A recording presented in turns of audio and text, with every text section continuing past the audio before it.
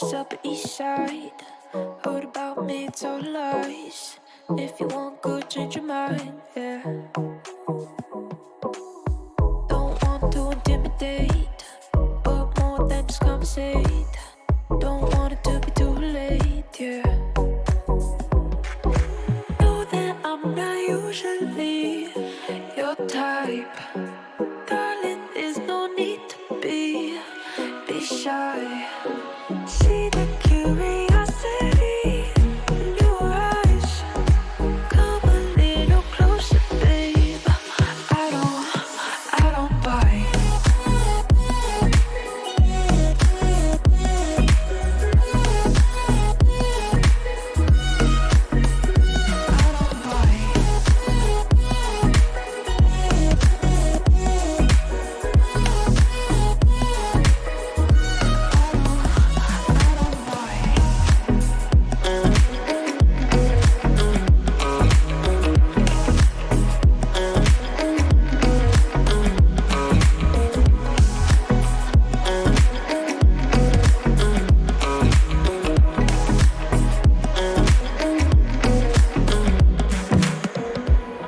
You've been getting on my good side, and it's something that I can't hide, yeah. When I'm with you, I'm tongue-tied. I know you're not that dramatic, but I'm out of you, I'm an addict, and I can't get enough.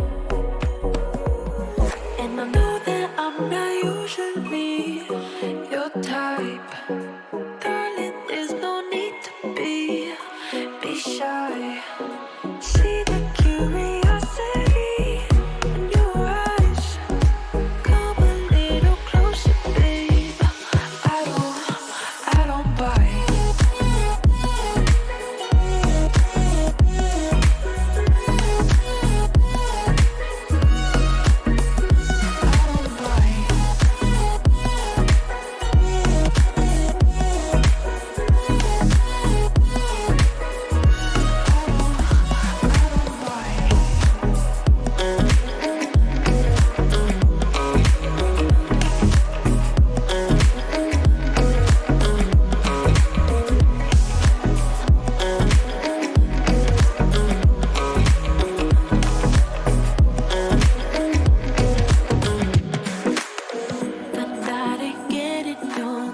Before the party's over, won't you come a little closer, closer?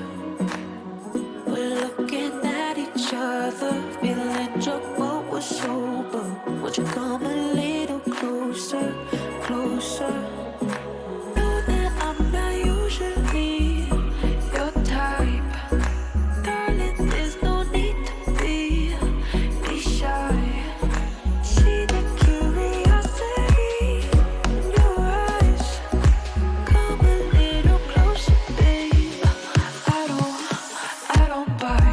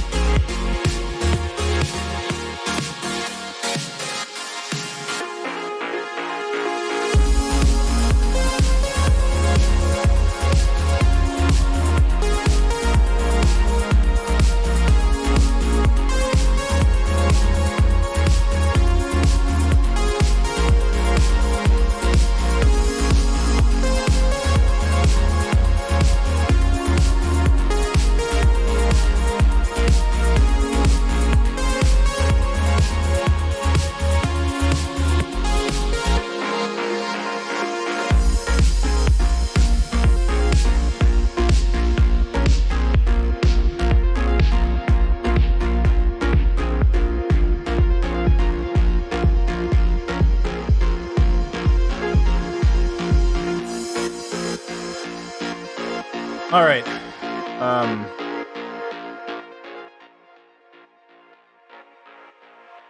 Whew, I'm pumped right now.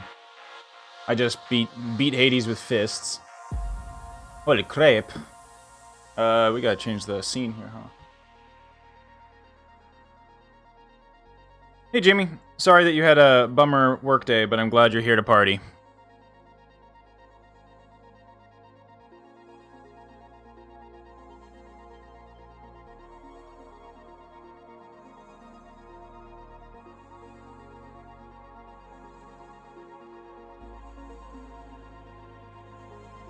Dude, grab your shirt and ask me to be his pillow queen. Whoa! I hope he got completely fucking thrown out of the entire store. That's fucked up.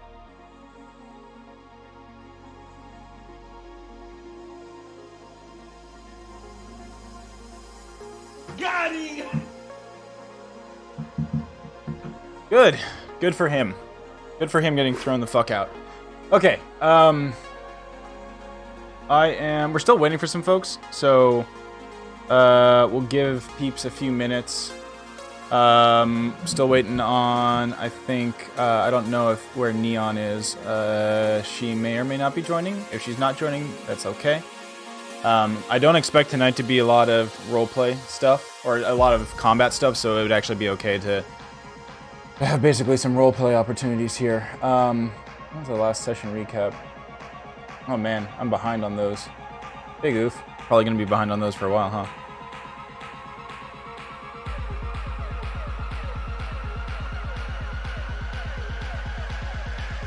Okay.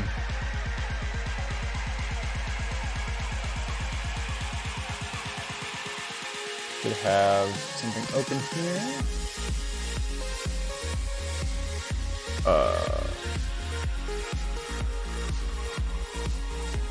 Avernus endgame. Yes, there we go. The final hours. Yeah, I have like a bunch. I have basically, there's 1, 2, 3, 4, 5, 6 things that I want to do here. And we're probably only going to ever be able to do 2 a session, so. We'll give these guys a few more minutes. I'm going to go grab a beer, and I'm actually I'm gonna chat with them real quick. Let's see.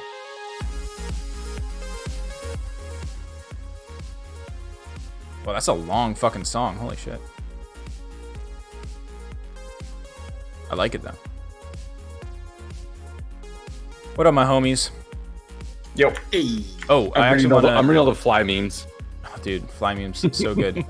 Also, got out with the fists for the first time. Oh, yeah. Oh, nice. I died to Hades on my run with fists. I think, well, I wouldn't have gotten it. I definitely would have lost. Or, yeah, definitely would have lost. I was on, you know, last life. Next hit would have killed me. And I would have lost if I hadn't had got a Athena boon from the shop right before that was replenish 1 oh, nice. Death, yeah, replenish 1 death and then and give yourself more HP when you revive, which is actually really important.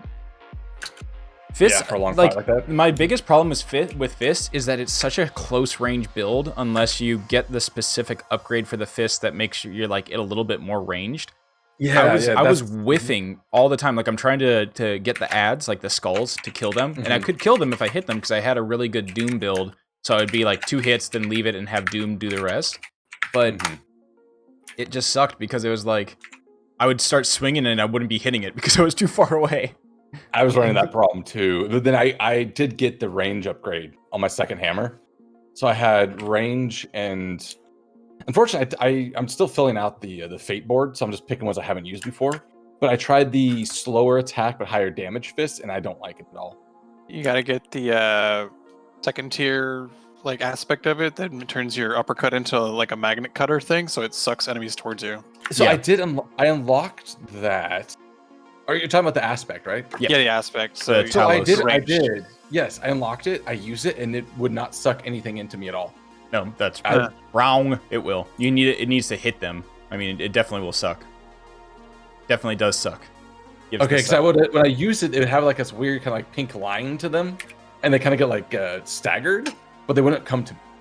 So I'm not sure if I'll have to play around with it because that's the first time I've used it. I stopped kind of using uppercut halfway through the run because I didn't have any benefits for it, and it wasn't seeming to work. But the range punch plus a huge like crit build plus a chaos boon for 101% backstab damage made it so I would dodge behind punch, and that 3-punch combo would do 600 damage, and then I had the deflect on dash, so I would just do that and then dash back to the other side and keep going. But I just ran out of steam towards the end because I didn't have any more. I just kept taking chip damage the whole time, even with all that. Eventually died. I kind of like this though. They're fun. It's really fun to just go crazy with it. I still cannot win with the goddamn spear. I've gotten really close. I think the main thing I hate about the spear is jab locks you in place. You can't, like a lot of weapons, you can dash mid-attack. You can't dash mid-attack with the spear. So the only way I've gotten far is to run with dash attack or the throw. Like the normal jab combo I hate. Now, the dash attack build is actually pretty good. I just didn't have a really solid build the first time I did it, but if I get it again, that's definitely where I'd go with it. All right, I'm going to go grab drinks. Oh, you grabbed one. Okay, good. and I'll be right back.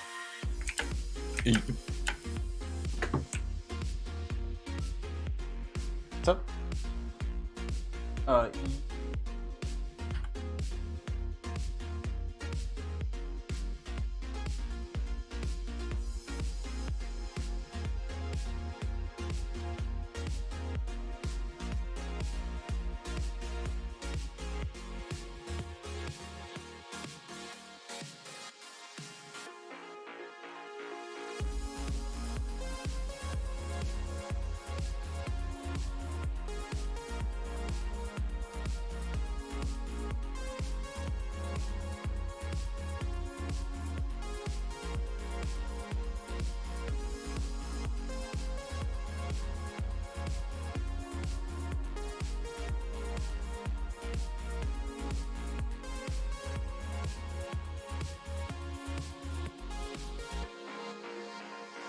How can you not talk about Jeff Gold Right.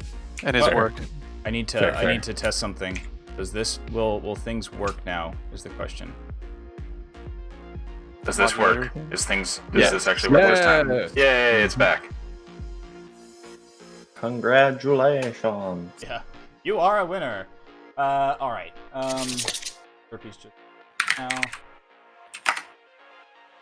I'm launching Roll20.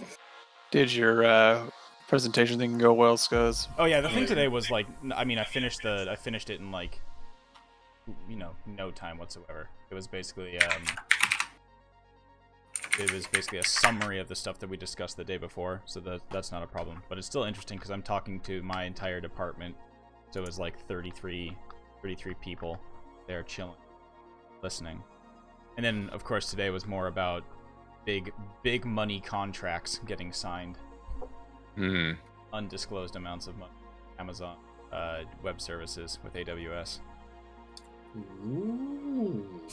Or we're just renewing our contract, and we're trying to, it's for the past few months we've been in like heated debate about, or negotiations about what like discounts and percentages we get. But with big ass companies like that, they want you to, the amount of committals that you have to do is actually pretty absurd. Huh.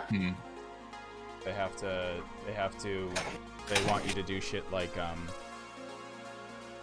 well, the percentage number that I can say is that when they came at us with the first renegotiations for this contract, the first thing they demanded was that they wanted to see 20% growth in year one. Buh. 20%? Okay. Yeah, that was the thing, and apparently that came from the top down in terms of like AWS's like top brass telling them that they wanted this to be the mandate for all their customers. And it's kind of a dick move because basically all we needed to do was basically push back and be like, no, we're not doing that. And yeah, and they were like, okay, cool. Want to just call us your preferred cloud provider? Like, that, like, have that in the contract that basically we cannot publicly acknowledge that we use other cloud providers. We can, like, it doesn't, we wouldn't be in breach of contract if we actually did use, like, Google or, Microsoft Azure, but nowhere publicly could we say, like, we are doing Project X with, Google Cloud, because then that would be in breach of contract. So now we have that as part of it. But such is the life of negotiating with fucking big league fucking... Negotiate with Fang. Yeah. Yeah, basically. I mean, the same thing is with, like, it's really interesting in the gaming industry what, even with us being like a mobile gaming company, we're pretty big for that, but, it's just interesting how much of a stranglehold, like, the game engine, like Unity, just can get us by the balls, because we're literally making games on Unity. And if they just can say, they can be like, all right, pay us, bitch. And we'll be like, if we say, no, we don't want to, it's the hugest cost. The cost of us switching to another game engine is absurd. Like, so we have to. I remember I remember you also, last time you had some it was crazy negotiation. Yeah. Involving that. Fucked us. But oof la boof. That's the way it goes. Got boofed to oof. We boofed that contract. Oh no! We just no! to take it. Take it up the booty. All right, let's get this thing started. Thumper, Aye. no whining. All right, so last time I have the summary. It is very, very quick. So here it goes. On the last episode, episode 51, A Devil's Fate, the party confronts the now freed Gargoth. While the decrepit pit fiend tries to bar him, Aphelion attempts to execute him. The fight results, and the party ends the ancient devil's existence. The remainder of the session was spent righting the vehicles and taking a bit of a rest. Glimmer shows off his new spell and creates Glimmer's Glittering Garage. During that long rest, the party discusses their next steps. And you can correct me if I'm wrong here, if I don't remember this correctly, but my summary is... They do not trust Bel at all. They want to redeem Zerial. Elturel needs to be returned to the material plane as well. And they are still questioning whether they should unlock the companion with the 9 keys that they have in their possession. Also, Glimmer has some plans to try to find his father. The session ends with Tempest arriving in a dream for Sonya, and a looming airship arriving at the crater where the Scab and the Bleeding Citadel once was. So, that is where we pick up. And, yeah, we're going to be, we're in that. We up in there like swimwear. Exactly. Okay, so actually we're gonna start with with Sonya as he sleeps in his bedchamber. We zoom in on Sonya having a very vivid dream, being in the middle of a battlefield, like 300 style. He's no longer in his spiky Hellrider or his spiky like Mad Max armor, but he's girded to the loins in just like some glorious loincloth a la Greek myth hero. And I assume well oiled. Yes, oh yeah, 100% well oiled. More oiled than you ever should be, for sure. The opponents cannot even come to grips with you. Nice. It is at the conclusion of a battle, and you're there unscathed, unscratched, and you have a legion of other warriors helmed and dressed similarly to you around you, and they let out a big kind of triumphant cheer all together, one of those big hoo-ah, hoo-ah, hoo-ah. And you raise up in your hand a weapon you don't recognize, long pike, basically one of those kind of Spartan spears, and you raise it aloft in your hand, and there's a cheer from the army that surrounds you. As you look on the ground, and there's like bodies strewn on your foot over what seems to be the executed corpse of one of the generals of the enemy army. And that's when your eyes, that's when you, all of a sudden, all the noise goes quiet, and you find yourself in a very elaborate kind of, I'll call it, it's like a Spartan-like throne room. And you look up and you can see the god who has appeared to you once or twice in your visions, Tempest, his helm over his head, red eyes glowing from beneath it. You can see this ginormous fucking horse just like eating from a bowl of what looks to be delicious food at the side of the throne. The horse looks up at you, snorts in acknowledgement at your arrival, and Tempest stands up and beckons you to step forward. You look down. You're backing you're still in that like Spartan's armor or Spartan getup, sweating. There's like blood dripping off of you. And he gestures towards you to. I would step forward and it'd be kind of one of those just like under my breath. I'm also like, brother. He looks to you and gives you kind of he gives like one of those like salutes to the chest, like fist to the heart type of thing, and acknowledges you. Sonya, you arrive in my temple, in my keep. You have proven yourself to be a champion in Avernus, and now I entrust you with one of my sacred weapons. He gestures to the pike that is in your... Oh, finally, a weapon that complements Sonya's figure and girth. I am honored. I will use this. The pike of the Forgotten Legion. Points to it. You know, I never heard of them before. but I'm not surprised. What is the nature of this legion? Take that weapon and strike it upon the ground. Bonk bonk. You do that, and as you kind of slam the bottom of the butt of the pike into the ground, there's reverberating sound around the chamber, and then suddenly at your side, a phalanx of spectral Spartan warriors rises. Oh god. They salute you, doing the same kind of Spartan salute with their spears, and then retreat back into the spear tip of the pike. This finally a legion of my own. This is great. This is awesome. We're gonna kick some major ass, my friends. With this weapon, Sonya, comes a charge. You must slay a mighty foe with this Pike of the Forgotten Legion. If you fail, you fall in combat either before that battle occurs or in this final skirmish with a worthy foe. You join the Forgotten Legion. Whoa, that's high pressure, but you know what? I'll do the right thing and not go down, because Sonya doesn't go down. Things go down on Sonya. I thought as much. Oh, I got and you, one brother. last thing. I will take back this pike if you hesitate at all in battles to come. I wouldn't dream of it. Good. He slams his fist down onto the the arm of the throne, and your eyes shoot open in the bedroom of the glimmering garage. You look around, and lying next to you like a dutiful wife in the bed is the pike. Your brother just kind of like, oh, hello, baby. Yeah. So Looks like you're getting your Hades spear running anyways. yeah, right.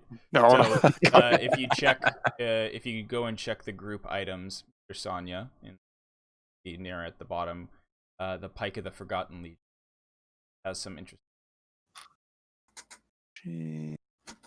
Creatures. And just so you do know, it is a pike, so it is a two-handed weapon. You're gonna have to forego your shield.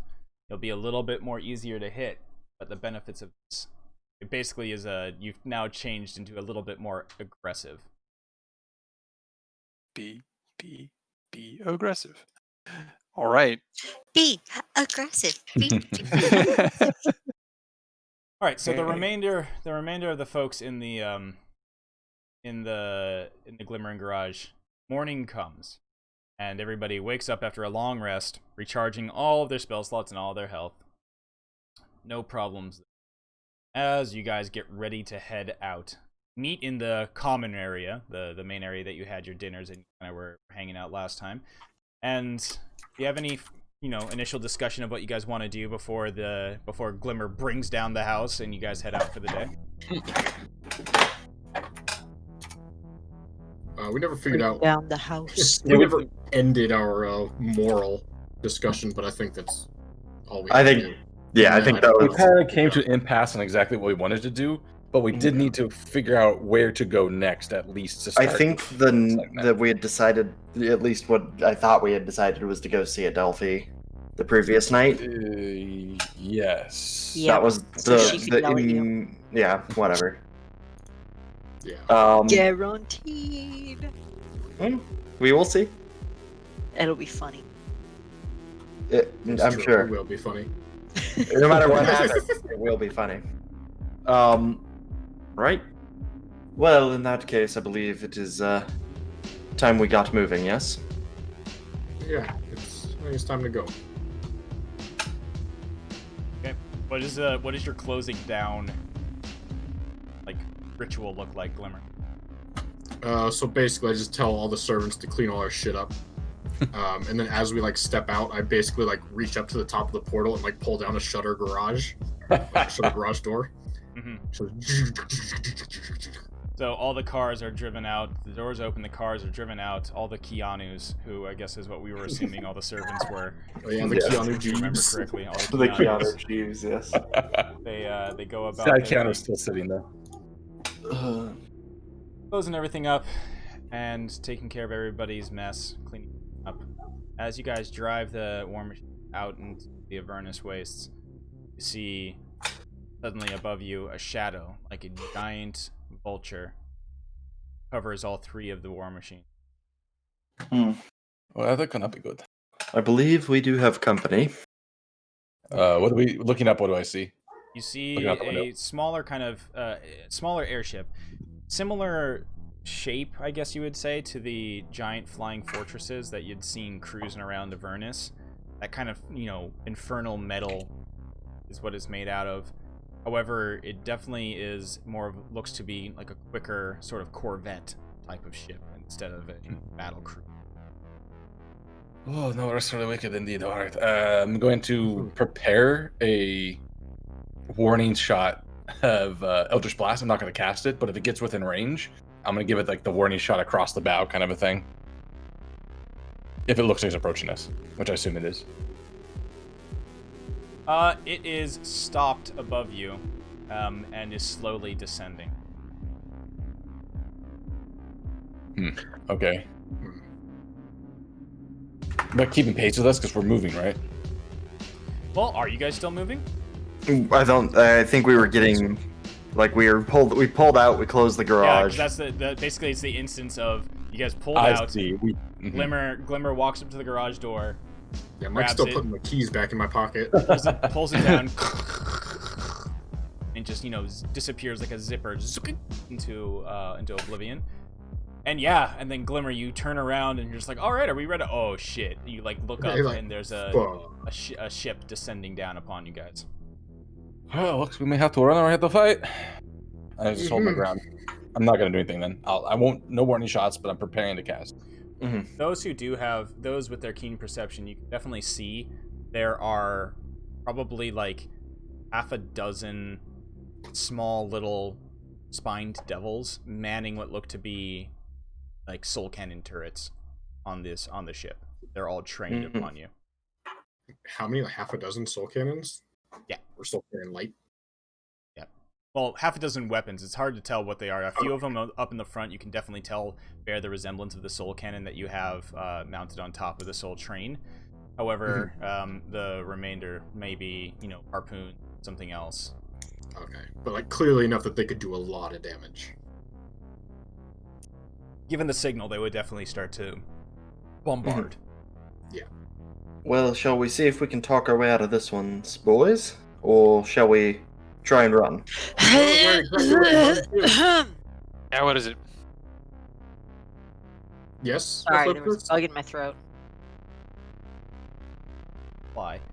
All right, so as you guys are kind of conversing there, standing, the winds of this thing start to whip around you. You guys have to shield your eyes against the dust that is blowing up, basically like a giant helicopter, coming down for a landing. Just the amount of dust and debris flying around the air is almost unbearable. There's a sound of engines winding down. It's kind of that low thrum of the soul engine. This one obviously has some, instead of it being a V12, this one at least has a V6 and it's smaller. So the soul engine slowly winds down. That thrum, you can almost feel it in your chest, that low bass sound of comes down to a slow purr as you hear the and a loud kunk as the nose of the Corvette flying fortress opens up. Cloud of dust, you see some shapes. Just like aliens disembarking from a spaceship, walking from within the red glow of inside. See a tall individual, wings folded behind his back, and interestingly, almost what looks to be a single horn coming from the side of his head. The other side, you can see there is still hair running down off the head. It's not, not full devil.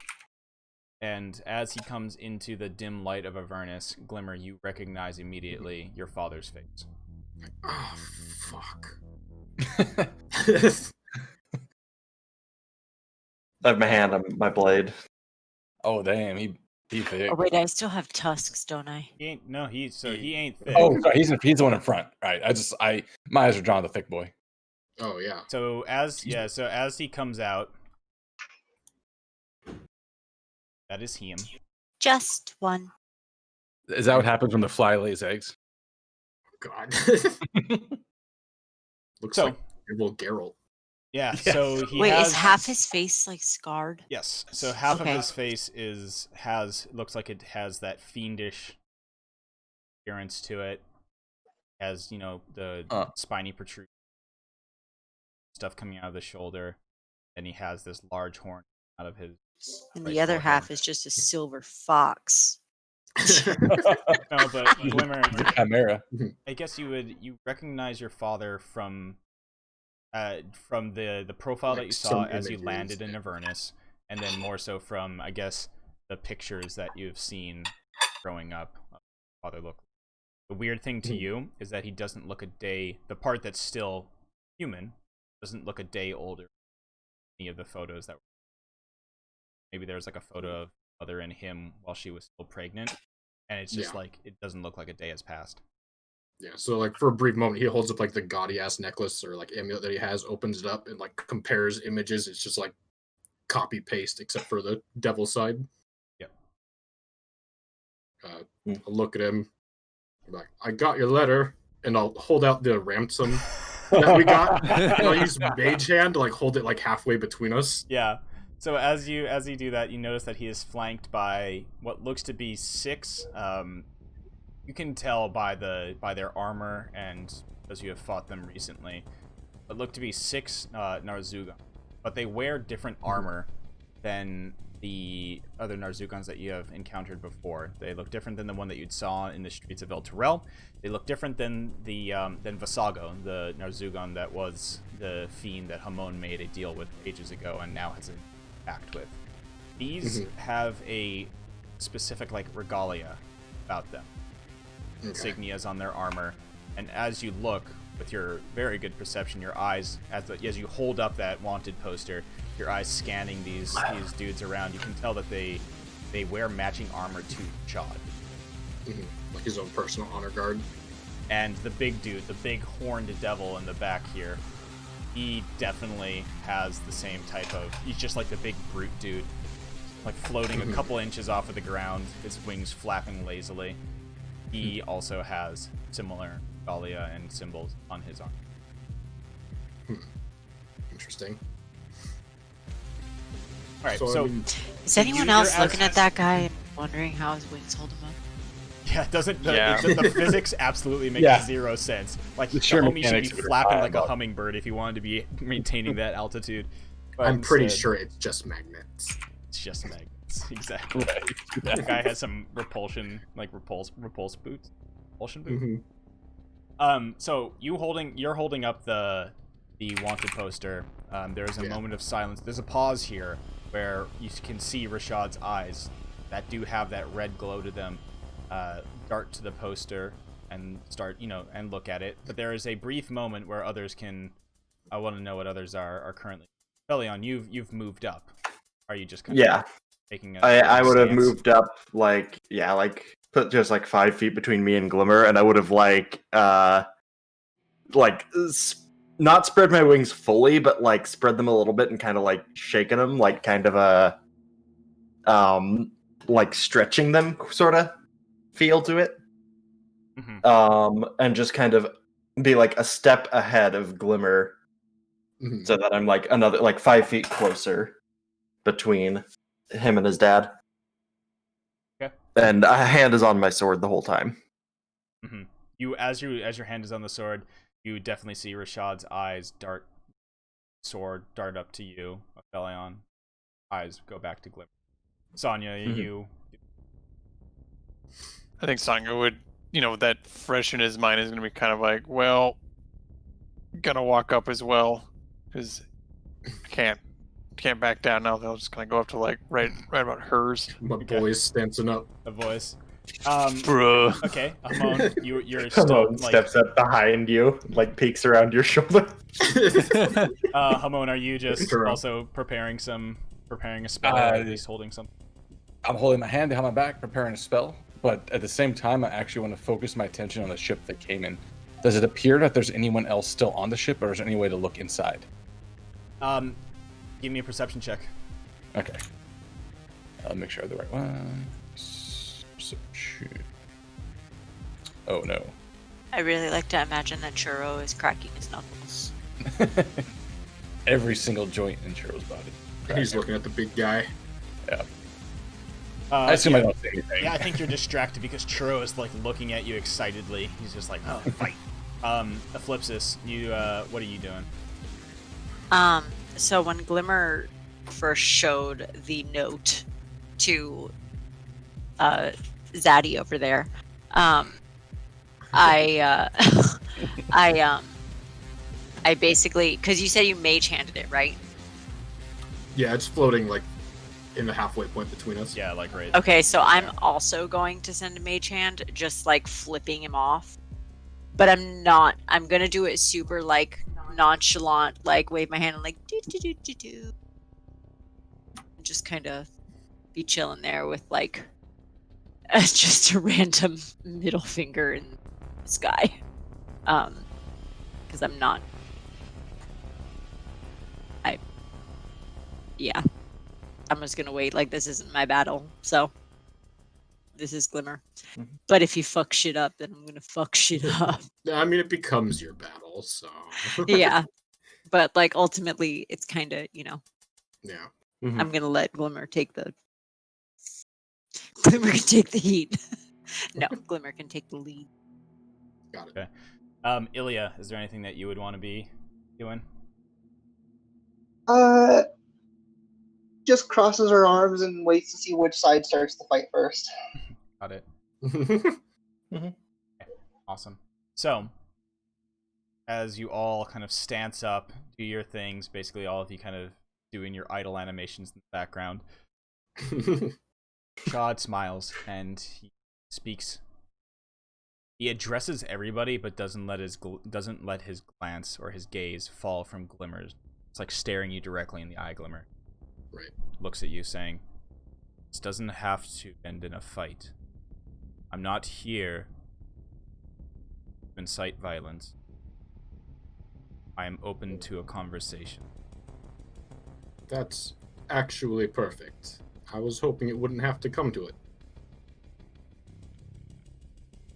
He reaches out and grabs the infernal contract, the infernal bounty. You let it go from the mage hand. Yeah. Yeah, let it go. That was kind of a dick move, by the way. That whole thing.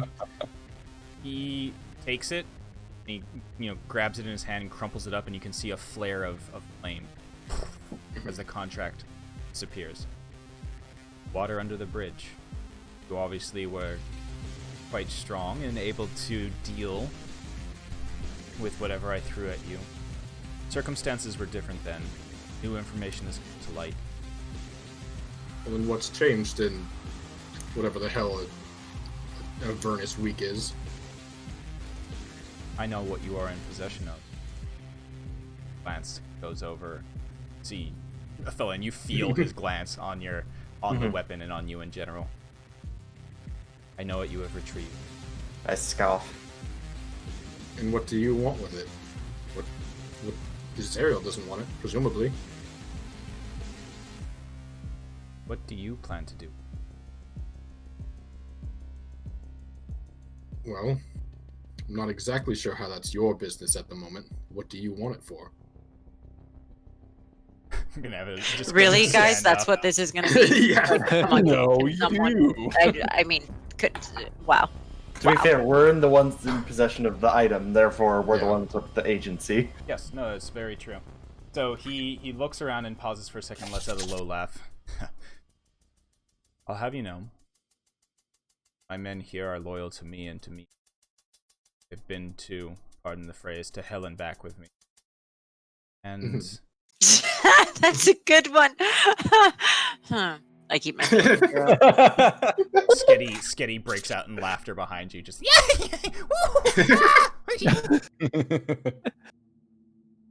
I would like to shoot Sketty a death glare.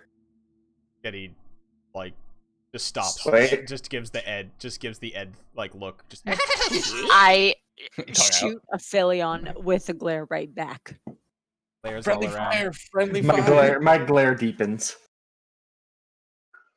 At Sketty or at me? at you. Some This is Mexican turning- standoff. I'm gonna say this turning Glare. into that scene from The Good, the Bad, the Ugly. Everyone's just looking around, and then Churro pops in, and he's glaring at both of you guys at the same time. What happened to you? I back down. Rashad speaks up again. He says, "When you originally arrived in Avernus, Glimmer, I knew you were here and I didn't know who you had arrived with. So I apologize for the bounties. I had just wanted you alive, and pardon, but I did not care if the rest of this group you were with survived. You seem to have new additions, and you have seemed to have done quite well for yourself. I have heard many a rumor of some of the exploits you've been up to. The very nice Soul Train engine you have back there. You may have given it a paint job and a bit of a facelift, but still one of Mammon's machines." Yeah, it's a fun little come across that we had. Complete accident. Like, looking at it, like, clearly not even, like, trying to, like, enforce the lie, like, with body language or anything. I'll shrug behind you. Yeah. It's the old like I'm lying to let you know that I'm capable kind of a feel. God nods. I don't care how you came across it. I know you're capable. And you did ask, why do I care about this item that you're now in possession of? Well, because I believe Zariel is weak. He's too consumed with this blood war. So then what would you plan to do with it? Do you plan to depose her? Somebody take her place. I do not know who. I am her spy master. I deal in information. I know of devils who would jump at the opportunity to take her place. Mainly one who is the primary arms dealer. I assume that would be Bell. He nods. And I'm sure thousands of devils would jump at the opportunity, but who would be capable? Bell could do it, but we've seen his ugly mug, and I don't trust him. Been harboring resentment for Zariel for thousands upon thousands of years. I do not blame him. But he is a powerful archfiend. Once an archduke. Wants his seat back. Of course he does. And that makes him predictable in a sense. It's just a very clear goal. If you use this item, sword that you retrieved, know what it can do. I have my of whispered to Archduchess.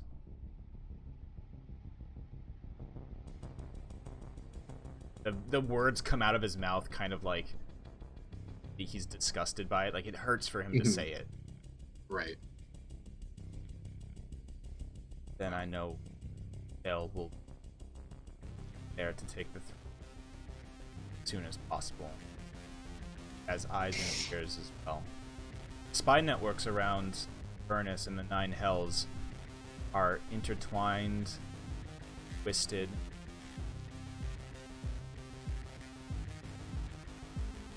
Everybody wants it.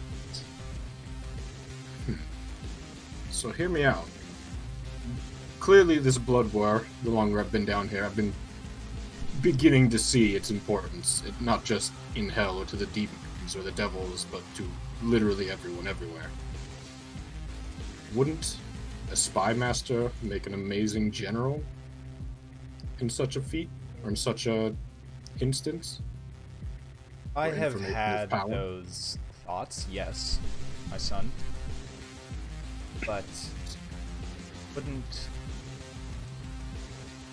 sword of Zariel be a better seal? He's already a seasoned,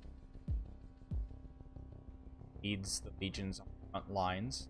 I'm but in the background, the shadows, gathering information, finding out where the demons pop up next. But Figuring that out means who that are you traitors see in the our own bigger ranks. picture. I do see the bigger picture. But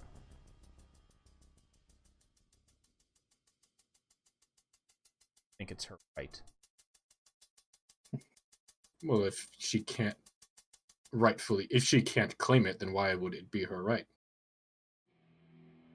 Anybody can aim it. Yes, but what if one was empowered to take it above her? Because we looking around about at us, and when he mentions Lucia, like look at Ophelion's like left arm or wherever the shield would have been, and like snap back to him. Because we also agree that Zerial is not the one for the job. Zerial can be redeemed, but El Terrell also needs to be returned, which is a major blow in the Blood War. He lets out a sigh. That would be problematic, to say the least. There are more cities. Souls. But how many cities are you willing to sacrifice in order to protect them from the very scourge that they're facing? Well, I mean, I know that you don't necessarily protect the cities with the Blood War, but how much are you willing to destroy in an effort to stop the demons from destroying it anyways? If I could find another way to fight this war without just throwing our legions against the ever-writhing masses of the Abyss, I would take that option in a heartbeat.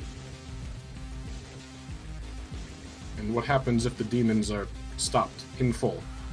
The Blood War's ended, the devils win, what happens? We'd have to go to the center of the Abyss and able to do that. But say perchance that it did happen.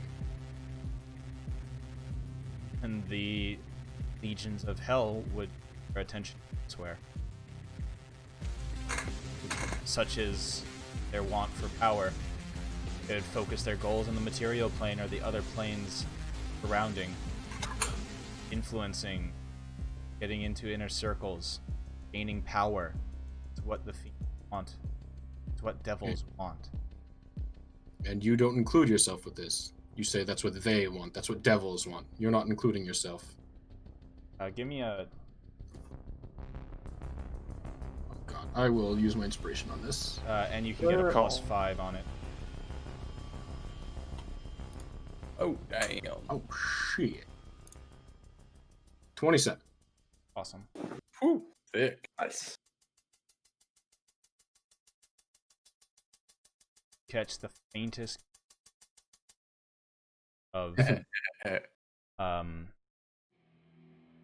like hesitation and of humanity in his eyes. So it would not looking to obviously like devils around him. So it's in your best interest that this war never ends, correct? Just as it is with many other realms. The longer it goes on, the better it is everywhere. There's a long pause. And he bows his head for a moment. I would say yes. Glimmer, when I made that deal years ago to save you, I had no idea it would take me. I hope one day to be able to. I did not get to see you have more time. I won't lie. The legions of hell escape, have their attention elsewhere. That future is possible. Yeah, I know you've been here a long time, so it sounds like a glorious future, but I also won't lie. Baldur's Gate is kind of a shithole. Oh, it was an absolute shithole. I hated growing up there, and I hated thinking about raising you there. We were going to move immediately. that kind of went to the side, but we made our way. But honestly, I think that this is a bigger deal. This, like, whatever this is, gesturing just Waves generally hands to wildly. everything. Yeah, this waves hands all around is kind of more important than wants and desires. Like, this has to keep going on.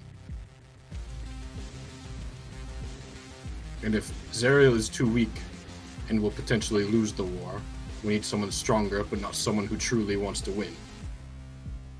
Actually, like, when you say that she's weak, you actually see him kind of look down for a moment, and he looks back up and he said, Glimmer, I don't think she is too weak.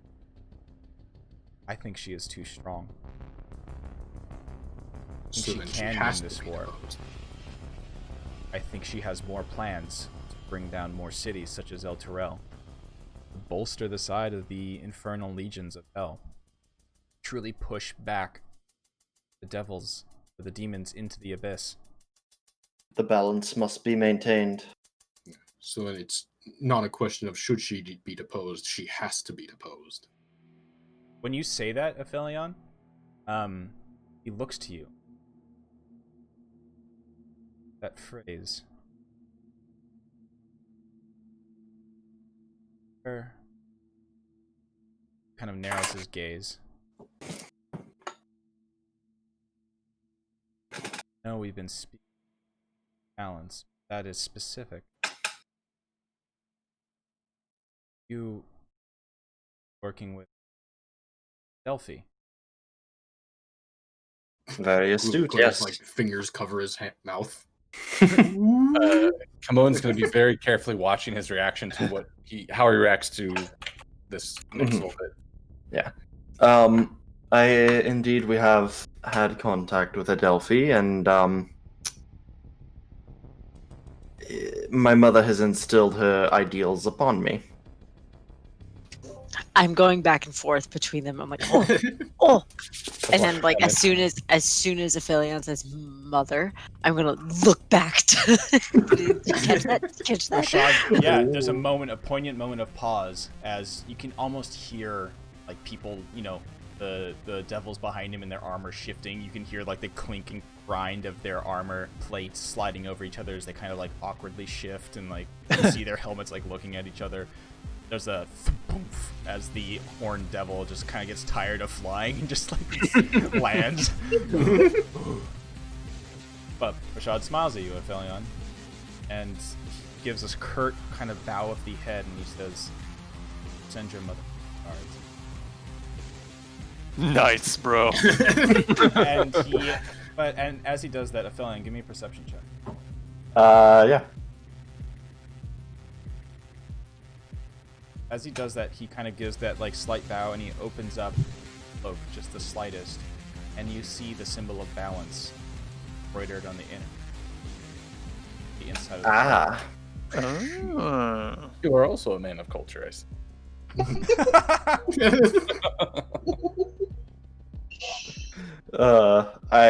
I give him a nod back, and I say, I'll be sure to pass it along.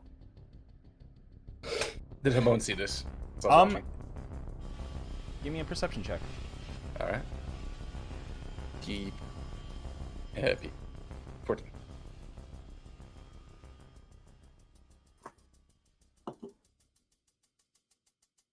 You do not see it. Okay. It's basically like Sonya's big broski body is in the way. I just get a sense that something happened with that exchange, but I don't know. I mean, you absolutely heard him say like, "Send my best regards to Adelphi." Yeah, but I didn't see the evidence or it. Okay. He Rashad takes a moment, kind of does the look around the group, lets out a long sigh, and he looks behind him and he says, "At ease."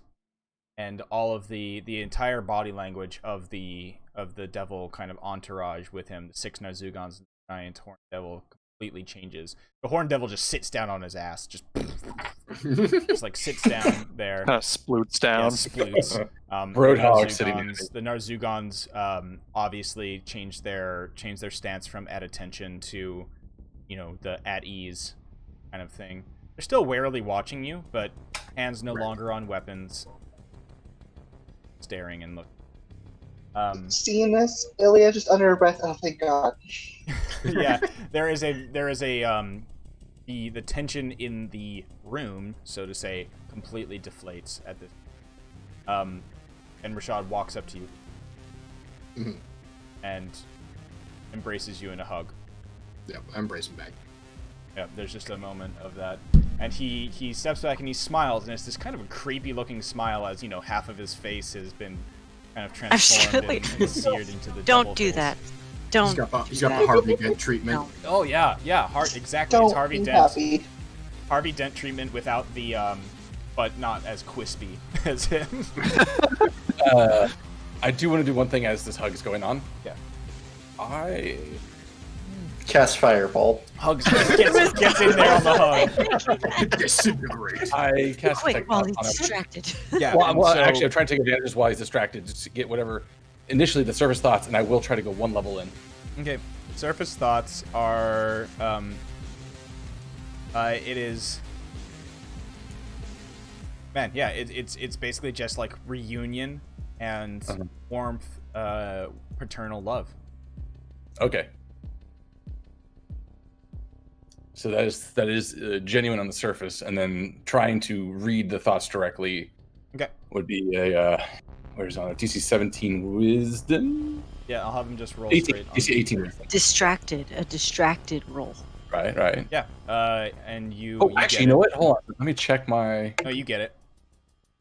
Oh, you had it hidden. Okay. Yeah. I'm Freaking keeping these about. hidden for now. Here's a happy family moment. Better go pry his brain open. Old habits die hard. Mm-hmm. I do not trust them at all. I mean, that's totally fair. Should we be concerned that Hamon likes to get into the thoughts of our parents? That's the real question. So you now Droid. get an Hamon's gonna insight parent trap us. reasoning, if any, into its reasoning, its emotional state.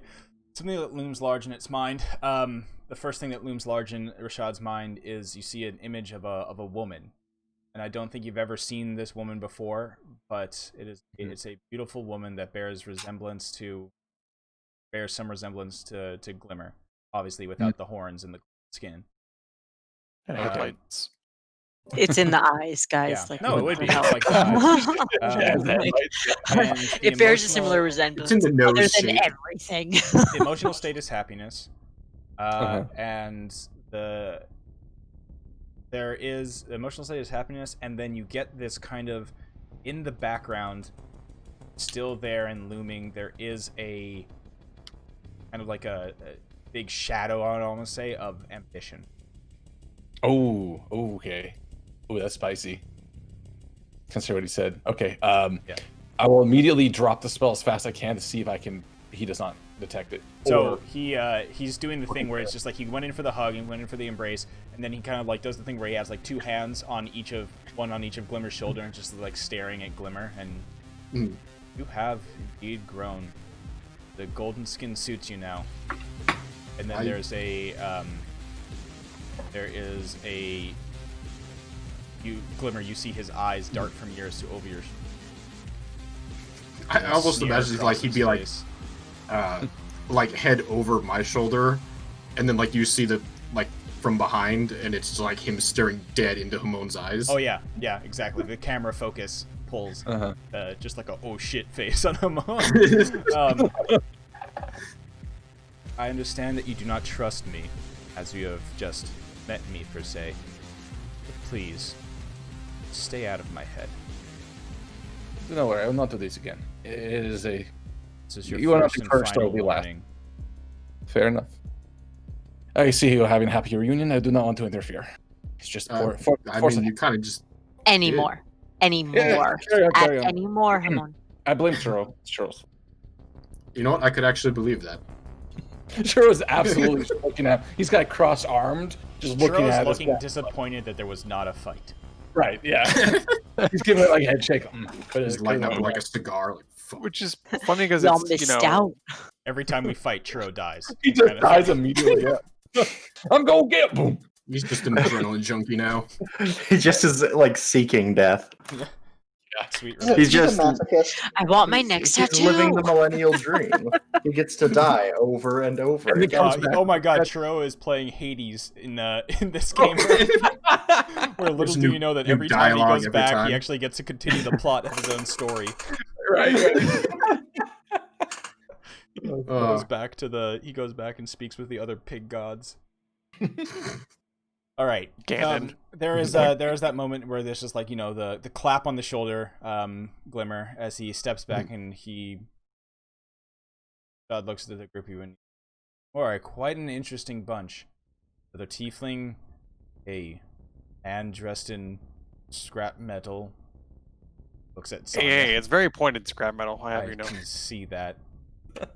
A celestial and something, some sort of human, and he looks to you, Ilya. He says, and something in between. Yeah, honestly, I'm not exactly sure what she is either. Also, what is that thing? That's not the Why do worst you I've been have called. a That's a Why do you pig. have a spawn of Inogu with? He points at Sketty, who's just sitting there, like licking his crotch. Hey, He's Hey. a rescue. He's a Hey. rescue. he's mine. I love him. He's trained. Watch this. Sketty, come. Give me an animal handling check, please. Oh, Please, God, be a 1. I'm really actually hoping I do poorly. classic Sketty. Sketty looks at you. Yeah, Sketty. It's not a natural one. No. It was a 4, but I got. Yeah, so Sketty like stops licking his crotch to look up at you. Burps. See, farts, and then, he heard me. and then He continues knows licking my his voice. crotch. He knows my voice. And Okay. he knows his name. Not easy for no. Yeah. So he's trained. Okay, back off. He's been very helpful in boosting our numbers. Right? only He adds that. a 0.2. He certainly is a mouth to feed. It makes the group No, look more he serious. gets rid of most of the scrap. Much to Churro's chagrin, but yes. Ilya, what were you gonna say? To be fair, if Churro really wanted to die again, Sketty would help I him. just- Sorry, go It ahead. just accomplishes making the group look bigger. Okay. He is an intimidation fact. He's our war paint, Yes. metaphorically. Yes, look at him. May And they it's go up more and paint, I'm a strawberry. Sketty goes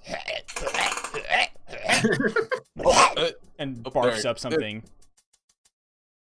see, he got me a gift. Immediately eats it again. And he cleans up after himself. Uh, What more could you want? Rashad shakes his. Sure. Ugh. You're making a great first impression on you, I'm sure. Let's continue this discussion, if you don't mind. Would you mind coming aboard my vessel? That Hmm. what is it called? That big I old skipped Does it have a forward. name? compensator you got there. Is our dogs allowed? Your pet can come. Yes. For nothing more than curiosity, I'll follow him. I will squint my eyes, and I am not as active on I'm not like gripping my sword, but I have my hand on my sword like ready. It's like Essentially, resting and kind of like. it's like I have like my arms crossed, and my right arm is like hanging onto my hilt, kind of a thing. Yeah, that awkward stance. Like, Mhm. I'm not openly being. Yeah. I know what you mean. It's like resting your hand, resting the palm of your hand on the pommel without gripping it. Yep, exactly. And then like holding that arm with my left arm, kind of a thing, and following. So yeah, you guys, if there's other people following, he basically just walks back up the ramp. Did the rest of the devils go onto the ship, or are they just standing down out here? They follow as well. Okay. Then I'll have Churro go back to the vehicles, but I'll go in. Yep, I will stick close to Glimmer the whole time. Lulu dejectedly gives a little elephantine frown and follows Churro back to the. I would look at Lulu and be like, "Why you look so sad, little buddy?" He looks at you and just says, I don't trust fiends. More deeds with devils is never a good thing. I understand that he wants to, he thinks redeeming Zariel is the right thing, but I'm worried about the costs that you are all incurring. I would Well, say makes- Lulu would makes me probably free. pretty easily tell that I'm not trusting him. I'm just sticking with Glimmer if she was watching. Like it's not. You give her like a nod or something. Like it's. I would say it's pretty obvious to everyone that I'm not trusting No, your anything body that's language going on. definitely said that. Yeah, I'm very tense. All right, what would you say there, Sonya, to her? I think it'd be one of those things where Sonya kind of like something from that pike that maybe like kind of whispers into his head, because this is clearly not a Sonya thought, but it'd be when I was like, I know what you mean, Lulu. Sometimes I wonder how much people sacrifice to be like me, and the thing is, we can't stop people from doing what they think is right and paying a higher price, even if we think we know better. Sometimes you just gotta let people do the right thing, even if it hurts them. Sonya, this place has had an effect on you. I tell you what. Wait, what? Who said that? I tell you what. Tell you what, boy. Sonya's eyes snap back into. Kind of like, oh my god. I have to get out of here. This place is terrible. Yeah, so Lulu accompanies Chico. Sketty looks back and forth and doing sure.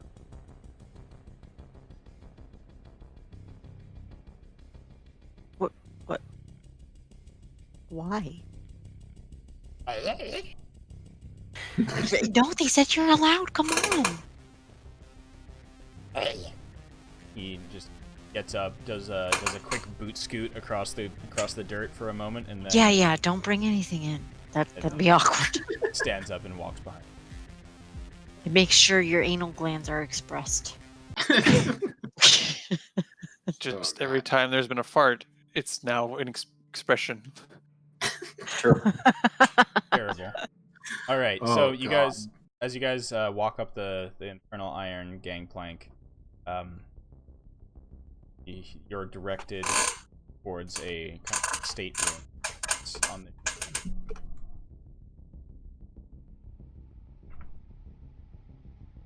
Guessing you all are entering. Yeah. Well, Yeah, go in. I think through all this, Mona's going to be trying to do It's like the surreptitious- inside of this kind of like all like iron bulkheads and stuff, or is it kind of like padded and kind of nice looking? this one is much nicer than the. Granted, the only other flying fortress that you've explored was kind of derelict and wrecked. But you could tell there wasn't. You didn't see any like debris. Derelict, my balls. You don't see that there was like torn tapestry or torn padding or anything like that on that flying fortress that you explored. This one is more stately. It is more appointed. It definitely has trimmings of some sort of strange looking wood along the walls, along with padded walls. It's not just infernal iron bulkheads. This looks to be a little bit more utilitarian than a giant command ship would be. And hold on, as you're walking by, you go down a little bit of a ways to go into this stateroom, and you pass by some rooms, and there's rooms with multiple like strange apparatus in them with fiends at the stations of these things. Looks like they have their heads in what looks to be kind of bell jars, almost like, to use a reference, they're glass shaped helmets that look like Milosh's, whatever his name is, from Bloodborne. Kind of the helmet that for like dream type of thing. The Memphis cage. There's wires and stuff rooting from them, and you can see that they're all also writing down a bunch of notes and things on a kind of ever-flowing piece of parchment desks in front of them. Neat. So this is seeing the command deck of the crash one earlier, but in use, kind of putting together what we Yeah, you see scavenge. similar stations and similar machines and things like that around that you can look at, but a lot of them are different, a little bit more technical looking. Can I pinpoint just by intuition or deduction by observing this as we walk, which of these might be a central piece of equipment, something that kind of is the core to operations? Sure, give me a perception check. Okay. I'm not very good at these. Everything that you see doesn't really look like if it was there, you don't see it. Everything looks like these are auxiliary activities, right? Okay. To port stuff. Gotcha. Okay, and then as we continue in, I'm just again mostly staying to the back, staying very quiet, just trying to be as unnoticeable as possible. Rashad's retinue slowly disperses as they enter here, going to different posts throughout the ship. Two of them are a little bit further ahead and stand flanking the door to what looks like the stateroom that you're about to enter. As you guys are kind of directed to go in by Rashad, a small little spine devil flies up next to him, and an infernal speaks up and says, "The report, sir," and hands a rolled up piece of parchment that is completely covered with infernal scrawling and infernal text. Rashad looks at him and says, "Not now. Deliver that to me in my study later." Can I try and read? Yeah, can I try and take a sneak peek? Yeah, give me a perception check. I will use inspiration on that one. Sonya will try to read it. He's gonna think it's Olive Garden menu, but we'll see. 18. Unlimited breadstick. Glimmer's the only one who can catch because it's a rolled up piece of parchment, so you're not going to get any long form of it or anything like that, but you definitely catch as he kind of briefly opens it for a moment, your eyes dart over and glance. You can see and read in Infernal that it's basically a spy report. Mm-hmm. So just demons are coming from here, we need more troops in this location. Or not more troops, but just general. See a name you recognize. Lucille? No. Mahadi. Adelphi. Oh, Mahadi. Do I catch anything about him or just his name? Just the name. Okay. Needed to roll a 25. I can only roll a 24. No. Get better. So the little spine devil flies away, flaps down the hallway to one of the rooms that you passed by. Actually, Hamon goes back into the room that you noticed the bell jar guys are in. It's back down. Opens the drawer, puts the drawer, and then plonks the glass-like helm back on his head. Watches his eyes glaze over and just kind of starts to scrawl in Infernal, absent almost just automatically on the. So they're writing out with their heads in the jars. They're not speaking. Correct. This. Yeah, they're writing out. They're writing, not speaking, and it's this strange motion. They're not continuously writing. They almost will be frozen for a moment, just kind of idling. You can see them breathing. You can see slight swaying of movement, and then suddenly they'll be furious scribbling.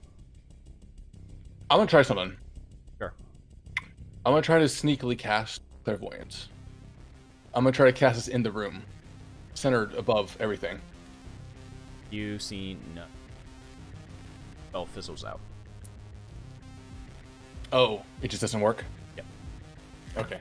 I'm I'll be as cool as I can without making any noise. Give me a deception sleight of hand check. Sleight of hand. Actually, no. It's vocal, semantic, and material. I know. I'm really trying to cast this behind my back. Give me a deception check. Okay. Deception. I'm good at these. I want to use. Oh shit. Yeah, I want to use a portent die on this. I'm gonna roll my 15 for this. So this becomes an 18.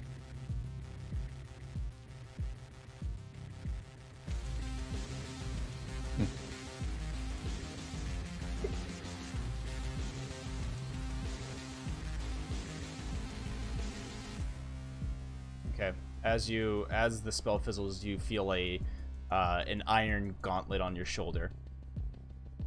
You're spun around, and you see one of the armored Narzugons looking down at you. As soon as he just gives you a look, and listen, what do you say? In Infernal, he just says, "We've already been warned once. Continue this." Sorry, I was trying to summon my pig. Yeah, he's not here. It's my fault. Again, force of habit. I will. Yep. Look, hands here in my robes. Nothing. Not going to do anything. I'm just watching. Yeah, underneath the helmet, you can see the eyes crease into a smile. It is fruitless, anyways. Rashad's ship is adequately protected. So it seems. From flying pigs. Yes. We are in hell after all. Specifically. Yeah. And nothing else. Anti-pig barrier. The rest of the party has already ushered in. You can almost feel the glare of Rashad on you, Amon. I'm actively looking everywhere please. except at him. Yep. Mm-hmm. Okay. So you enter the room. It's a nice stateroom. There are shelves filled with books. A large, dark, almost black oak table there with some chairs around it. There's some books laid out on the table regarding different planes. Some of them are about agriculture. Seems that he is still like ravenous. And he pours 7 glasses of this amber-looking liquid. Kind of pushes forward a tray takes one of them, forward a tray with 6 glasses on. Pick it up and sniff it. Not looking for poison, but like, does it smell familiar, like an alcohol or smells normal drink, or like very alcoholic. Oh, thank God, find some good booze. I mean, there was that stuff in the. We had some good stuff recently. I had some good I mean, yeah, but it wasn't real, man. It was real to me. All right, so Sonya, you just take it. It's you watch as like Rashad is reservedly taking it, like sipping it. Yeah. What does Sonya do? Was he obviously like happy to grab it? Oh yeah, it'd be one of those like he tries like sommelier and it's like, oh yeah, it's good vintage. Downs it. Just goes for it like a good swing of it. Yeah. A look of surprise from Rashad. It is whiskey, a very good whiskey. Yeah, like, yep, that's good. Good burn. Where the hell did you get this? From somebody who did. It's meant to. Did they die? It's meant to be sipped. Yeah. Meanwhile, I see Glimmerlight take a sip and immediately just like start coughing, like, "Yep, it's good." Yeah, it's like a very, very, very, very good like rye. Flip would like to take a sip. Yeah. And just sip it. And fall asleep. Maybe give Sketty a drop. Just a drop, though. It's not good for you, Sketty. Settle the nerves.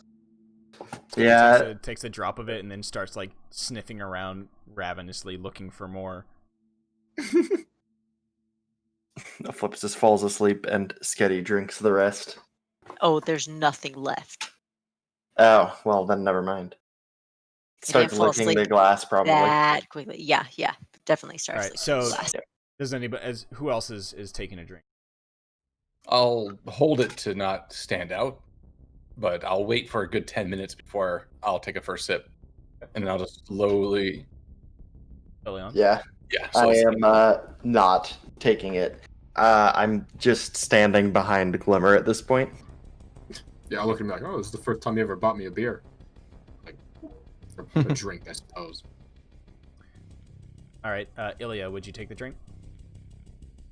When it's offered, she just puts her hand up and just politely but firmly refuses. Sorry, I do not drink. There's no hesitation on his part. He just, nods and just stands around. And he takes another sip of it, sits at one of the chairs of the table. You glimmer. Party. So, this is a safe space to discuss. I have my enchantments and wards over this ship. Keep prying eyes from in. I look everywhere except him. So, do not have any hesitation with discussing what. I understand if you still do not trust me. You know what my intentions are now. And smiles, because kind of gives a little bit of a smirk. We're still alive. It's true. So, Well, takes another sip, I mean, puts that's down the our cup. fault, though. Takes another sip, puts down the cup, and looks and says, "So, going to redeem Zariel with her sword. correct. Then Yes. Then we need a replacement. what? Agreed.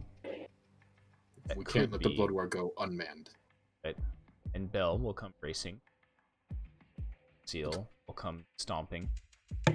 And the probably a problem- demon lord will take that opportunity to rear their ugly head in some stinking portal of the abyss.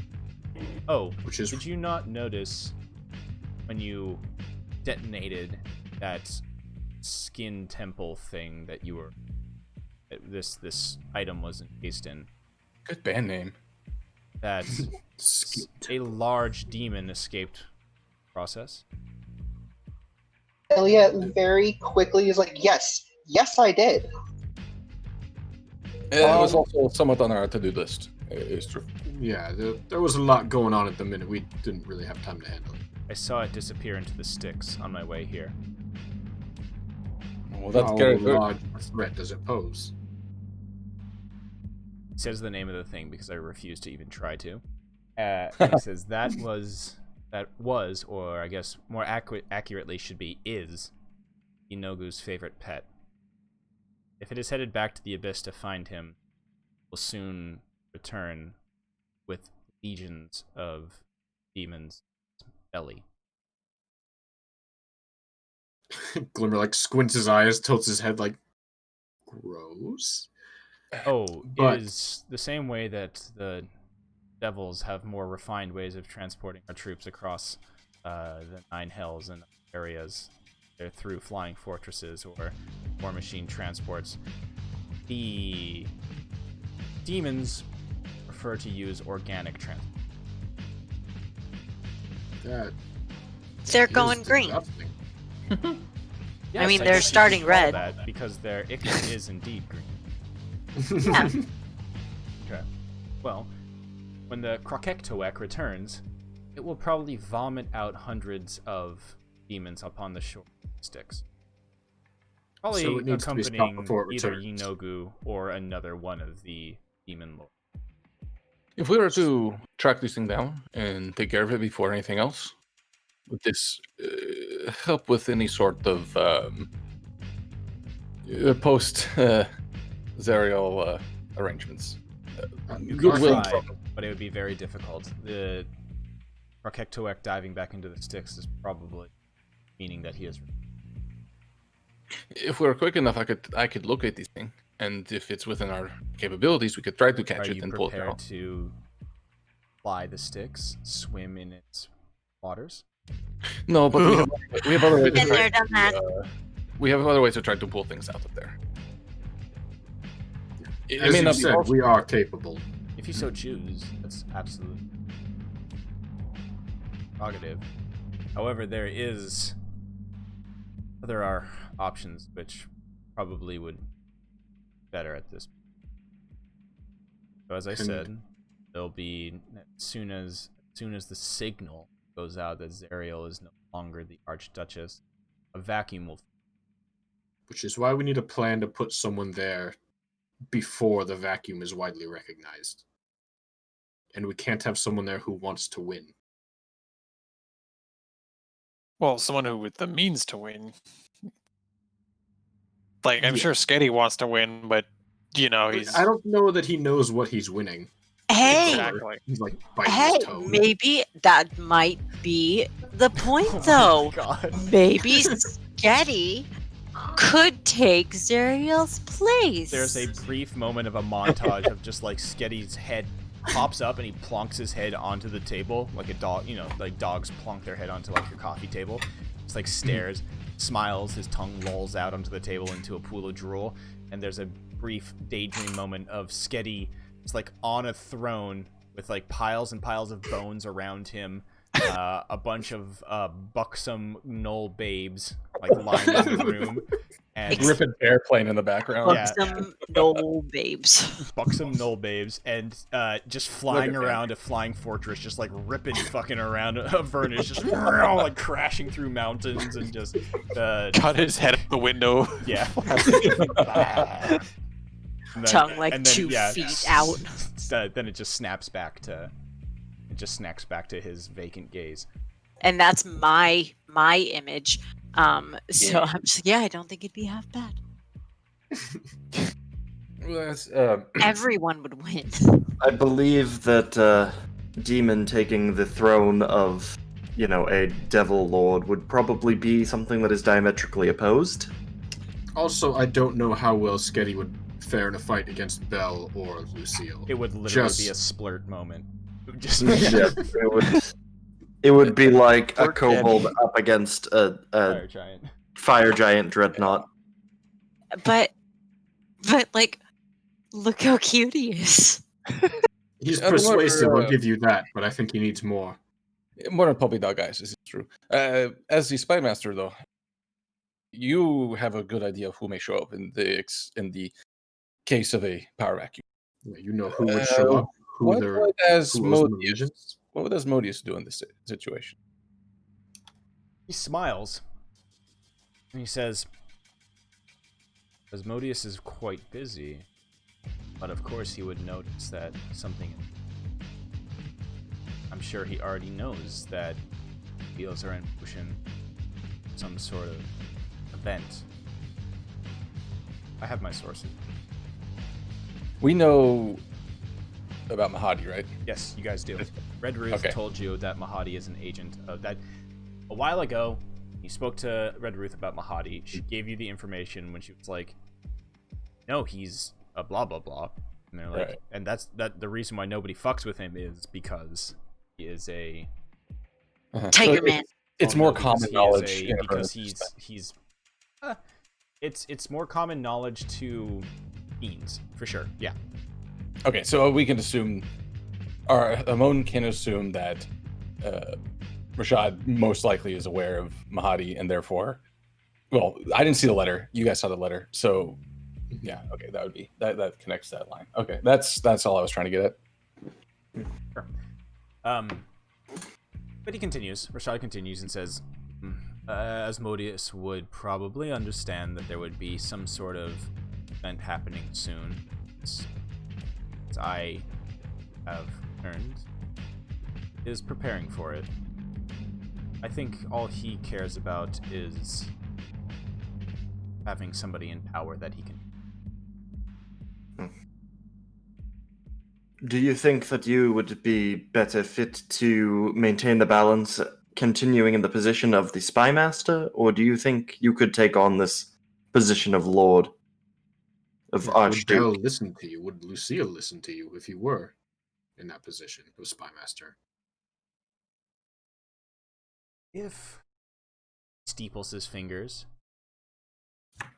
if per se one such as Asmodeus gave me backing,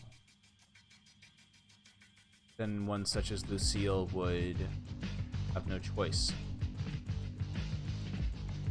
to accept that position. Narrows his eyes, but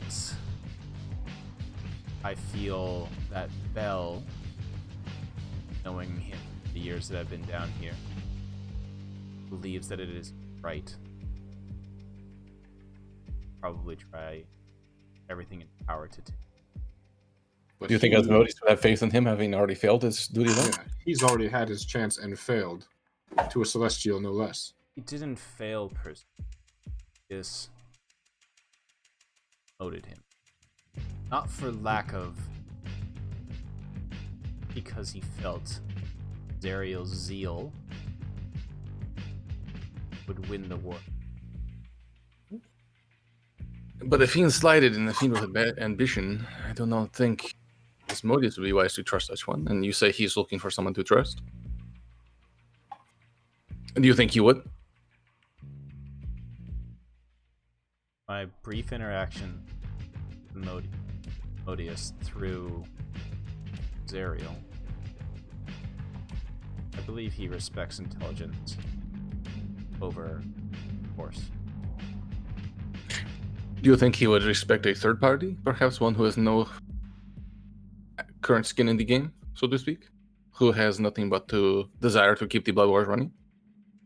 I think he wants the Blood War ended, whereas we want it to continue. Well, would want the Blood War to end. Modius would want to push the demons back into the abyss, far back as they can go, cut off each and one of the demon lords' heads, their wretched castles they reside in. I should probably rephrase my statement. Whoever is a third party who has shown nothing but zeal to end demons' existence. Perhaps devils as well, but perhaps they were not so able to tell the difference early on. Yeah, don't start with that. Don't open with that. No. Just he looks up and he just says, maybe, possibly. It's hard to tell with his motives are always very hidden. I may be Zariel's spy master, but this is the And his word is law of the land, yes? law of the Nine Hells, yes, of course. That is all.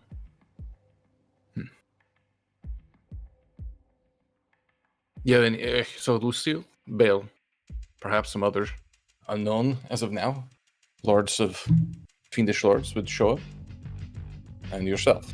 That seems to be where we're at the moment. Those are the options to fill that vacuum.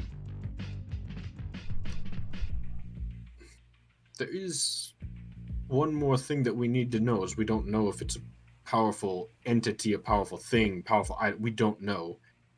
Is we hold, and I'll like bring out one of the keys to the companion. Yeah, pull it out, shrink, honk.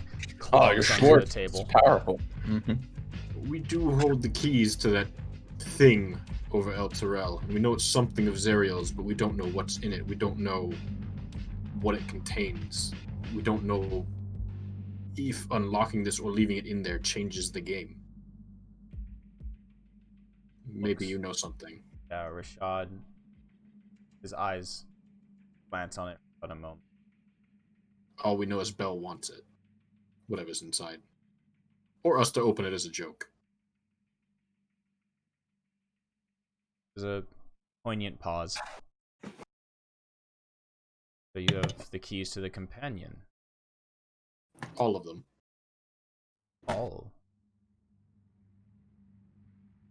Ooh, inside his. I want to inside check that his reaction here.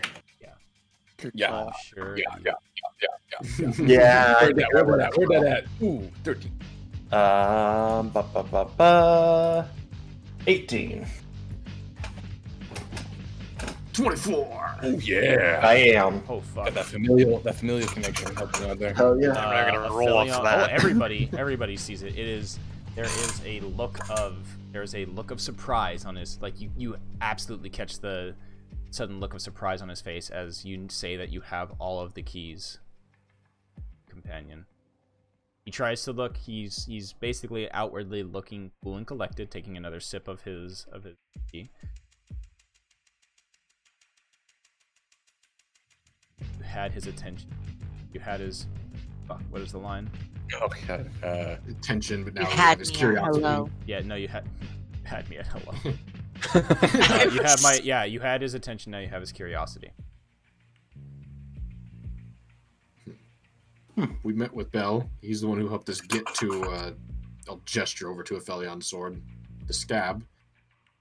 But he wanted us to bring him these, but we are not so inclined, given that we've already discussed that we don't You also particularly trust him. Well, you also distinctly remember that it was like his collateral was, I want you to go and get these for me because they implicate me. Because they basically like he was trying to get you to cover up something. Oh. Because when you brought them back, his reaction was, one, he didn't think you would survive and even bring them back, and two, why the fuck did you bring them back to me? Get these out of here now. Mm-hmm. Yeah. So it's not that he wanted them per se. He didn't.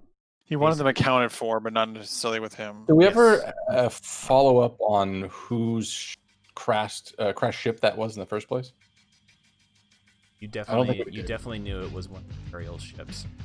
Uh-huh. Okay.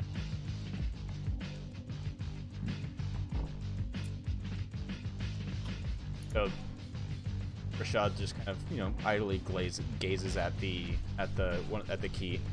So you have all 9 of them. They were thought to be lost. Interesting. Mm-hmm. Well, Again, just keep looking at him like for any sort of anything. Why would Bale know the location of these? Bell did not know the location. Remember, you had to. Oh interview the no, he ball told sack. us. Yeah, ball sack. Mm-hmm. Yes. For Neon's information, they had to interrogate a Cybriax, who is basically a large floating demonic ball sack, and it had the information where to go. He was very knowledgeable, so we nicknamed him Socrates. Still have intent to visit that thing again at some point. Yeah, Yes. Bell had no idea where they were. He had you go and get that information from a thing that has been around, wandering around Avernus before it was captured, and then given the location of the wrecked flying fortress. Right. Okay. Retcon that question. Okay. So Bell didn't know where they were. As Stanya said, or as Porkins said, wanted them accounted for. I mean, maybe if he knows that it's something powerful, maybe he just wanted to know that Zariel couldn't unlock it again. But he did want us to unlock it.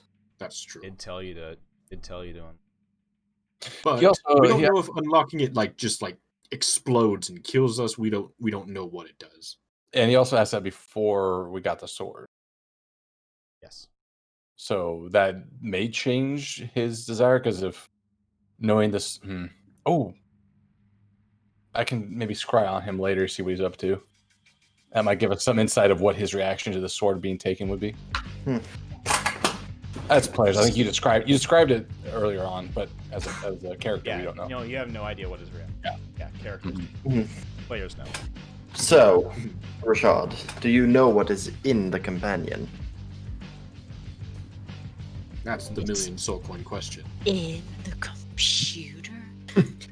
Another sip as he finishes his whiskey. Just smiles back at you. Apps. I think at this point, time we make. He looks across the table. Glimmer looks at him like one eyebrow raises. What kind of deal? Are we in a game show now? Is that what this is? It's a game show. No whammies. All the walls fall down, and it's just like a studio audience of a bunch of imps. Like, Shit! I would like to buy an infernal vow. yeah. He smiles and he just says, I know your potential has increased while here on this plane, Glimmer. I've heard there's a reason why Bitter Breath was able to get close. So you know about that, huh? I guess I actually hope you would know that if you're a spy master. Yes, I do. And I'll have to say I am proud that through this cruel joke of me being pulled into the Nine Hells, being born with blood, as a result, I've embraced this boon, taken it to its full potential. So, I would say you craft the deal. What are your What is terms? the deal you're making? I can give you information about companion. I know exactly what's inside. And you won't just give this to us. Why does it need to be a gesture again to the hells just around us? Because A deal. I want. Yo, shit! And why do you seem so hesitant to do so? Needed to learn your intentions. It's fair God's enough. Lay. And I think He it's opens, most and this time he opens his cloak and he pulls out the thing that Aphelion saw, and you see the same insignia badge you've seen Adelphi wearing, and he just kind of casually places it on the table. The balance must be maintained.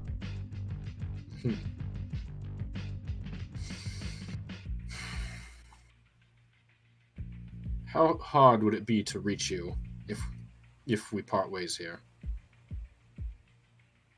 Not too hard. I have my eyes and ears everywhere. I can find you. Because maybe before we craft this deal, we get our terms set, it might be best that we do speak to Adelphi. That was actually our next plan of action as was. So, He shrugs. Fine by me. I will keep my information for now. I will find you when. Look forward to it. Any more drinks for the road? I would assume that you are all destination. That's a really inappropriate question. We shouldn't be drinking and driving. Sonia, I know you're driving, but you did seem to have a liking to us. Who's There's going two to be sips taken. catching you? There are no infernos. Aren't you all about? Aren't That's these brothers all not about law? Oh, you're the right. responsibility of drinking and driving. It's not just because you're going to get caught. It's about keeping other people safe. Have you seen how many gnolls and kobolds are running around? Just no care in the world. What if we hit them? Don't tell them about the one that we hit. Because we were being irresponsible. And to be fair, we can also drive into the pit of Demon Acre for not paying attention. That might not do good either. to be fair, Although that most might be. things that we've run across down here are things we probably should be running over. What? So that gives you the right to go drink and drive? But what if we did run across the one unicorn in hell? I mean, we did already save it, but maybe there's another one. But what if that unicorn's running around because I'm free, I'm free, I'm free? Except we sent it back to the Feywilds. But what if there's another one? Or another celestial anything? We don't know what's down here. What if your mom is I not understand on your her point. airship It's and she's walking around? I understand your sticks. point. I was simply making a joke. Bad joke, Dad. You know, Drinking and driving, it's no joke. Stay safe, kids. drive hammer, What Hamon said. get nailed. Do that late 90s PSA voice. Yeah, it's Elias is Drive looking him. around the group, just wondering what the hell the actual priorities of this group is. We don't even know. I have Safety first. Safety I first. I have literally zero. The primary goal of this group is to follow OSHA standards, and whatever comes after that is after that. OSHA comes first. Mm-hmm. So- Occupational Safety and Hell Association. Yes. Occupational safety. Yeah, Sonya was originally my driver once upon a time. That's Yeah, true. that's Quite So true. I've man. got to look out for my employees. Alright, well, Rashad stands up and gives a curt bit of a bow. Oceans. You have your destination to walk to. Find you and right. Glimmer. Have to do is, well, just think hard enough, I guess. My agent. Thinking what now? We can fly, we can fly, we can fly. Yeah, exactly. The door opens up.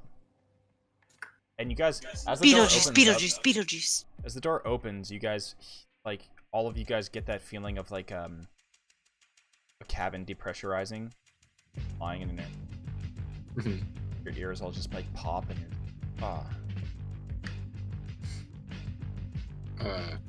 As we're leaving and like getting ready to step out, I'll be like, "Oh, and maybe we should stop by Mahadi's Emporium, see if we can like pick up some supplies for the road." And I'll, like take a quick glance out of the corner of my eye, see like what his reaction might be. Go ahead. Thinking back to his letter.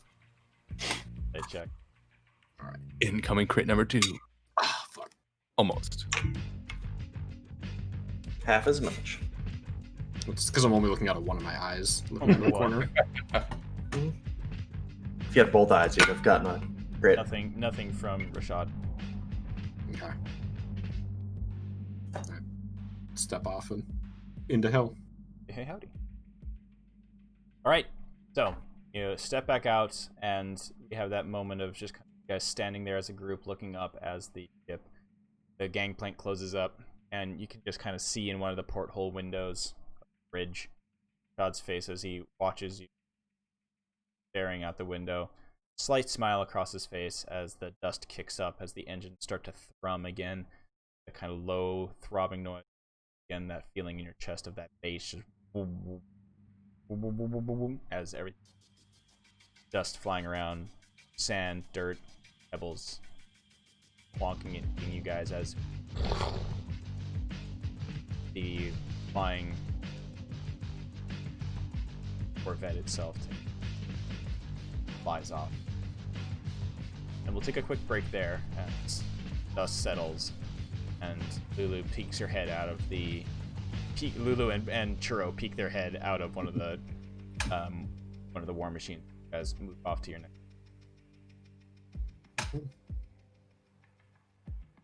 It's a Corvette, yeah, it's a type of ship. Yeah. It's like a class of ship. No, he jumps in a C7 or a C8 Corvette. puts on his sunglasses. See you, nerds. Just peels. Obviously, my mind is on cars and not on ships. Okay. All right, so 10 minutes. Grab some snacks, grab another drink, and we'll be back. And we'll head off to wherever you guys are going. Yeet. All right, thank you guys for hanging out. We'll be back in probably 10. Thank you guys for hanging out.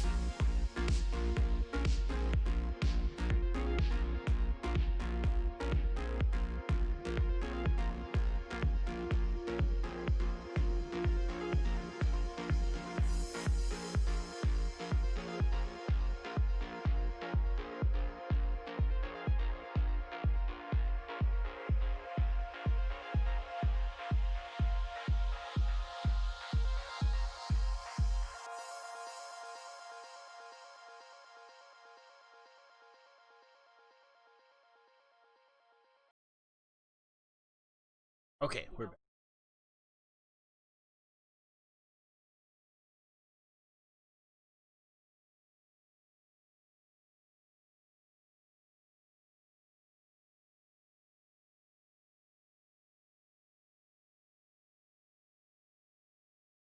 Too many questions and getting lost in like investigating stuff. Yeah, I just saw my ideal. I didn't realize like how well it fits until now. But I despise the corruption and greed in the streets. But the only way to fight it is to fit into its inner circles.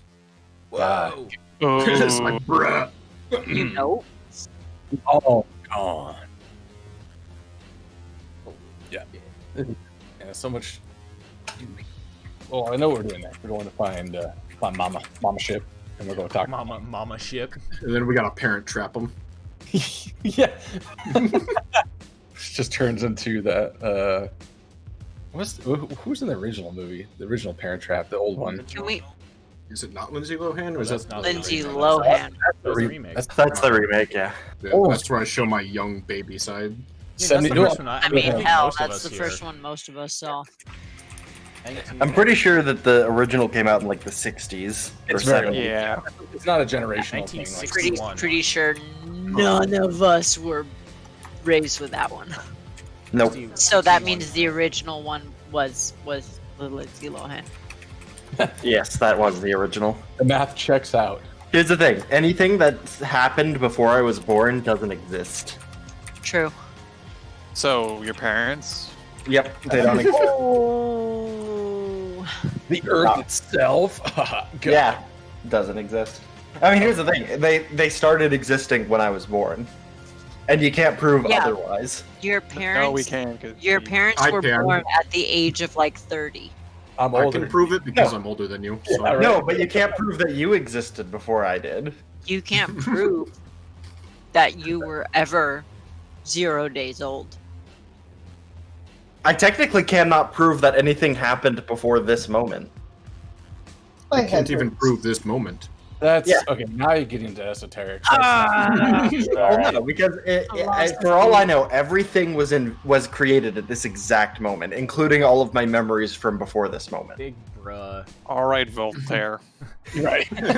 All right, So- so we get back into it with Rashad's Rashad's flying airship off into the distance, becoming a speck on the orange horizon. As the dust settles, you hear the squeak from inside of the war machine as Lulu trumpets out. So, are you guys all devils now? No, Lulu. In fact, I didn't even sign anything. I am. Yeah, I'm about halfway there. Yeah. We really did not learn too much, to be fair. Well, I can fill in the bits. I did learn you guys can talk without bloodshed. That is a good fact to know. It happens on a rare occasion, yes, but I do not like it one bit.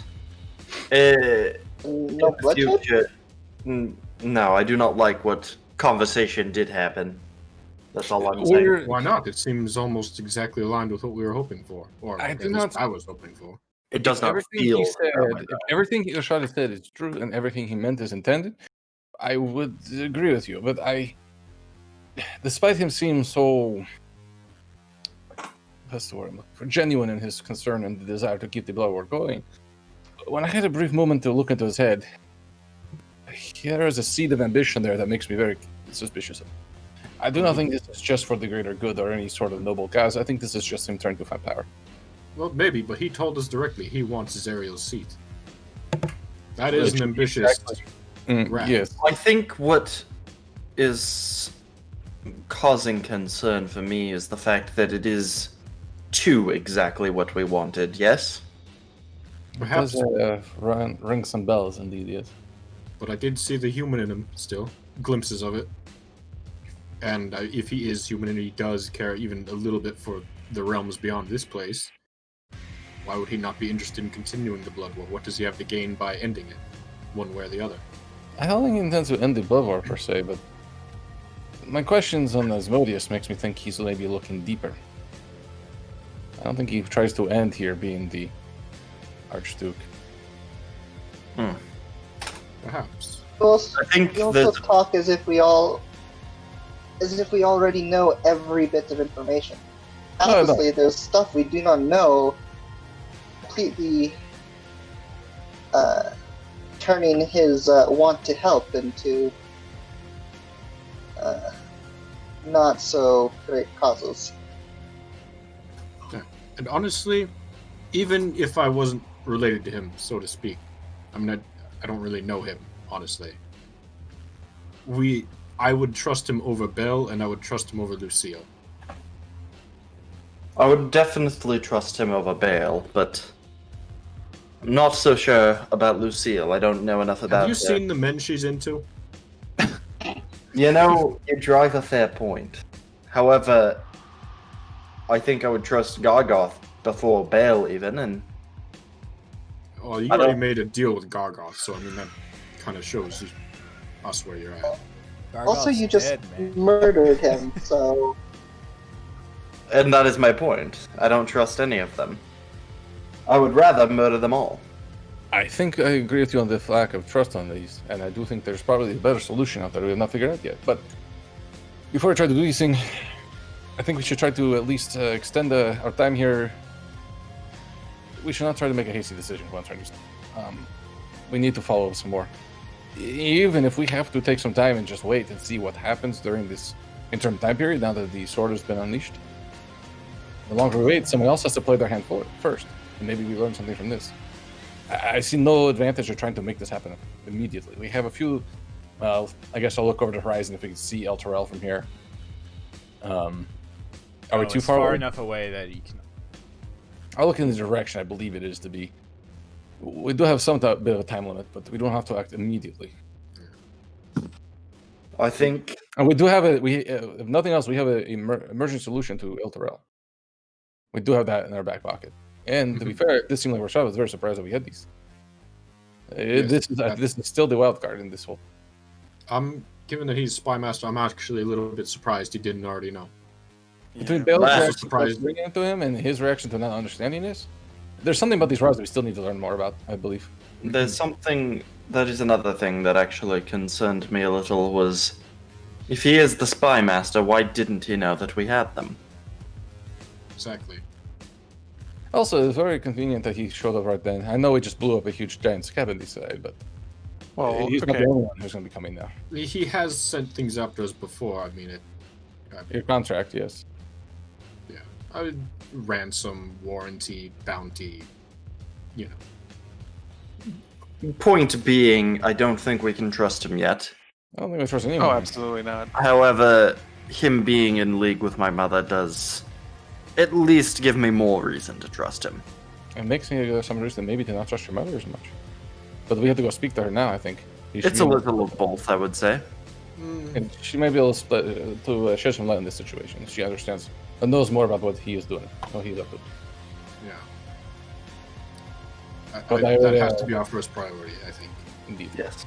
What do you have like your mom on speed dial or something? How do we find her very quick? I can scry. We can find her that way, but I'd rather not do that this point. I think for a moment, and then I just look to Ilya, expectingly. Ilya has tuned out of the conversation long, like, the second she said her piece, she kind of just tuned out looking over the horizon, so she doesn't even notice. Ilya, Mm, do you know of a way to get in contact with Adelphi? she's kind of, she just, like, gives a shrug, more so like, why don't you? You don't know your mom's phone number? You and I have a phone number.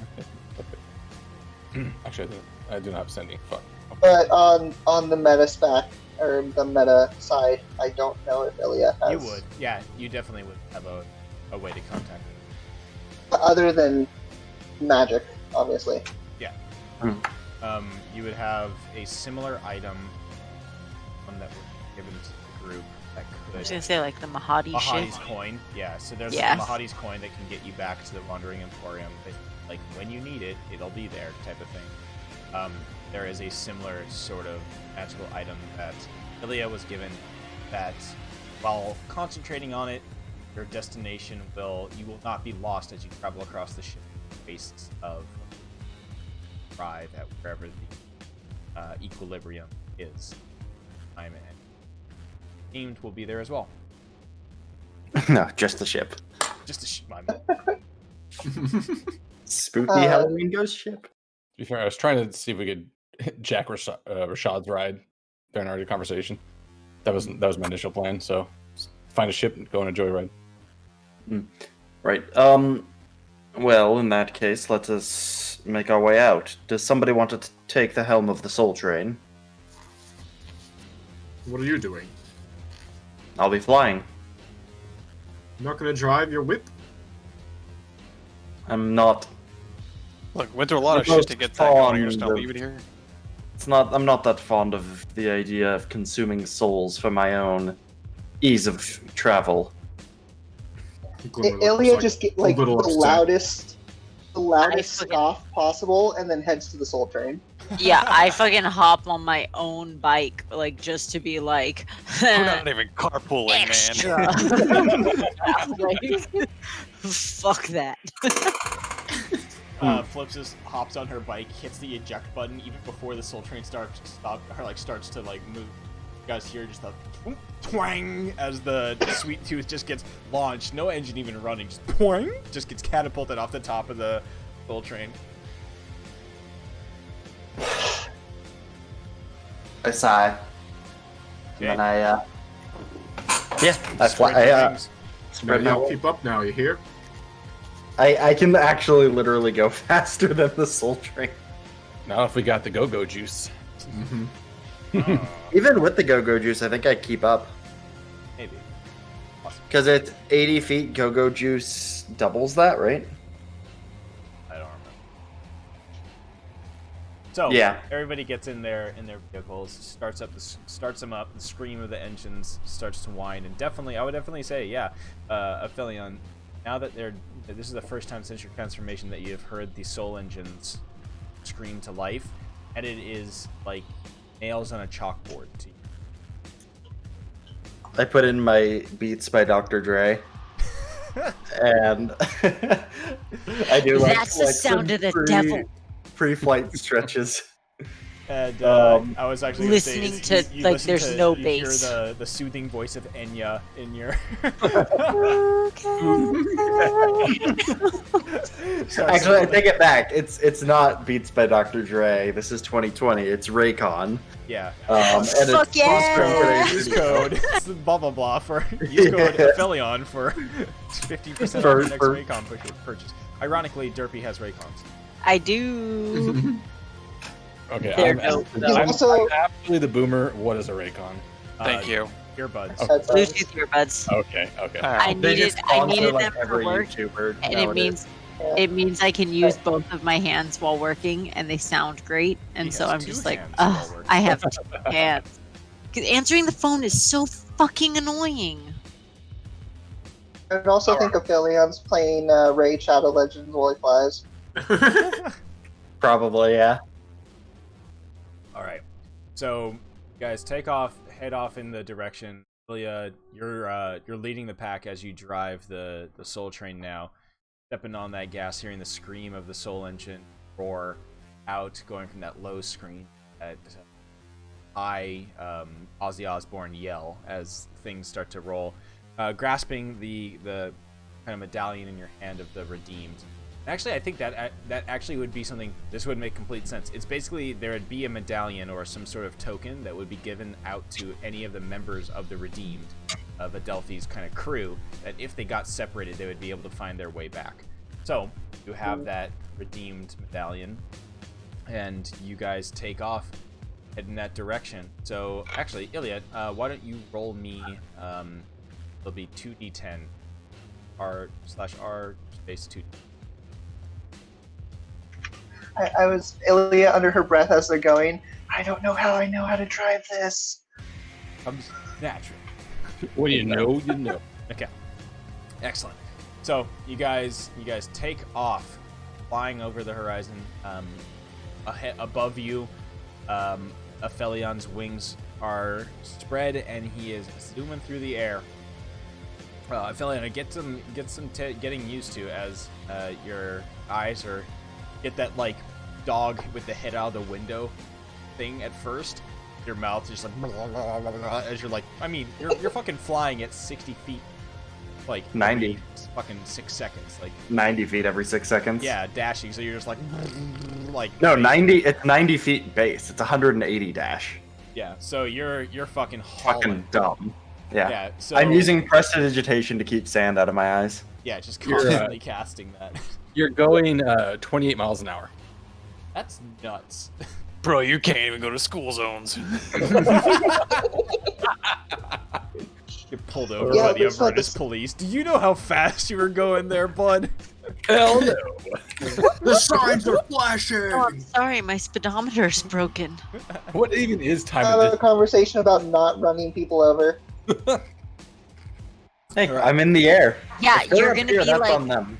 no, you're gonna be like the fucking the Alright. boys like running through a Oh my civilian. God, yeah. Oh god. Oh A-Train god. just like Don't taking out a train. dude. I've not seen the scene. I heard it described in gory detail, and that's all. I needed. Oh, It's a it's great- wonderful. It's the whole spawn of what The the entire boys series. is. Yeah. Like, man, Chris, go watch that shit now. Maybe Stop when- wedding planning and go watch this Right thing now. that came out a year ago. Oh shit! It's important. Right. Okay. Season Alright. 2's out. So you guys are cruising along. Fella, give me a dexterity save, please. Okay. I'm good at these sometimes. Oh, What? yeah. Roll 20. So you see out of the as you're flying, trying to keep track of the movement of the war machines below you. Your eyes squinting and watering against the dust and hot wind of Avernus. Suddenly, out of nowhere, an imp carrying like a letter is just like flapping in front of you, and you're just like, but you are able to. How do you avoid it? You can give me a description. Does he have like the letter in his hands? He has it, yeah, he has it like gripped in his hands as his little wings are flapping, just like he has like a pilot's hat on with some goggles. Does it look like he is looking for me specifically, or any of us specifically? No, you're just like a random imp doing a delivery that you just happened to run across.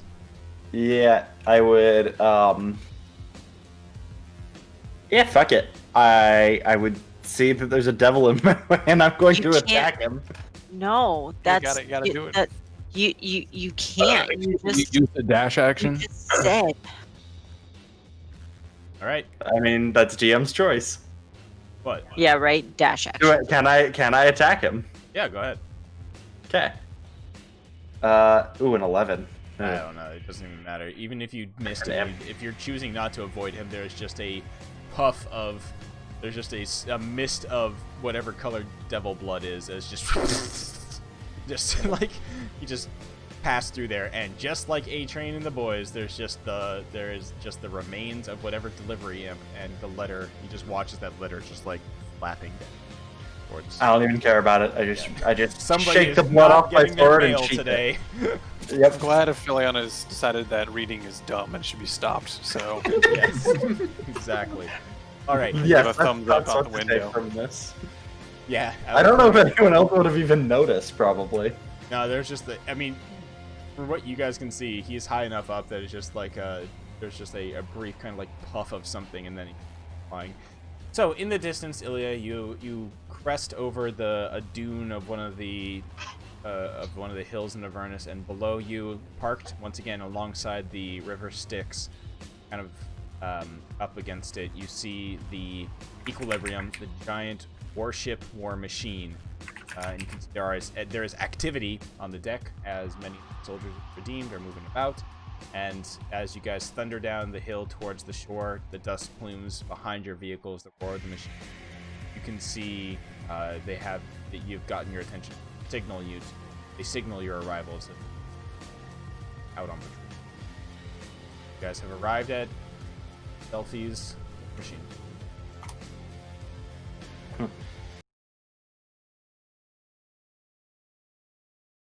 You arrive. We did it. Yeah, I am flapping above. So you park your cars, you park the war machines, dust settles, the engines have that like clinking and clanking noise as they cool down. Screams slowly go down. Yeah, Ilya? As they pull up, Ilya doesn't even like turn off or stop. She just gets out of the seat, gets out of the Soul Train, and flies up to the deck. Okay. Soul Train slowly comes to a grinding halt. Just kind of...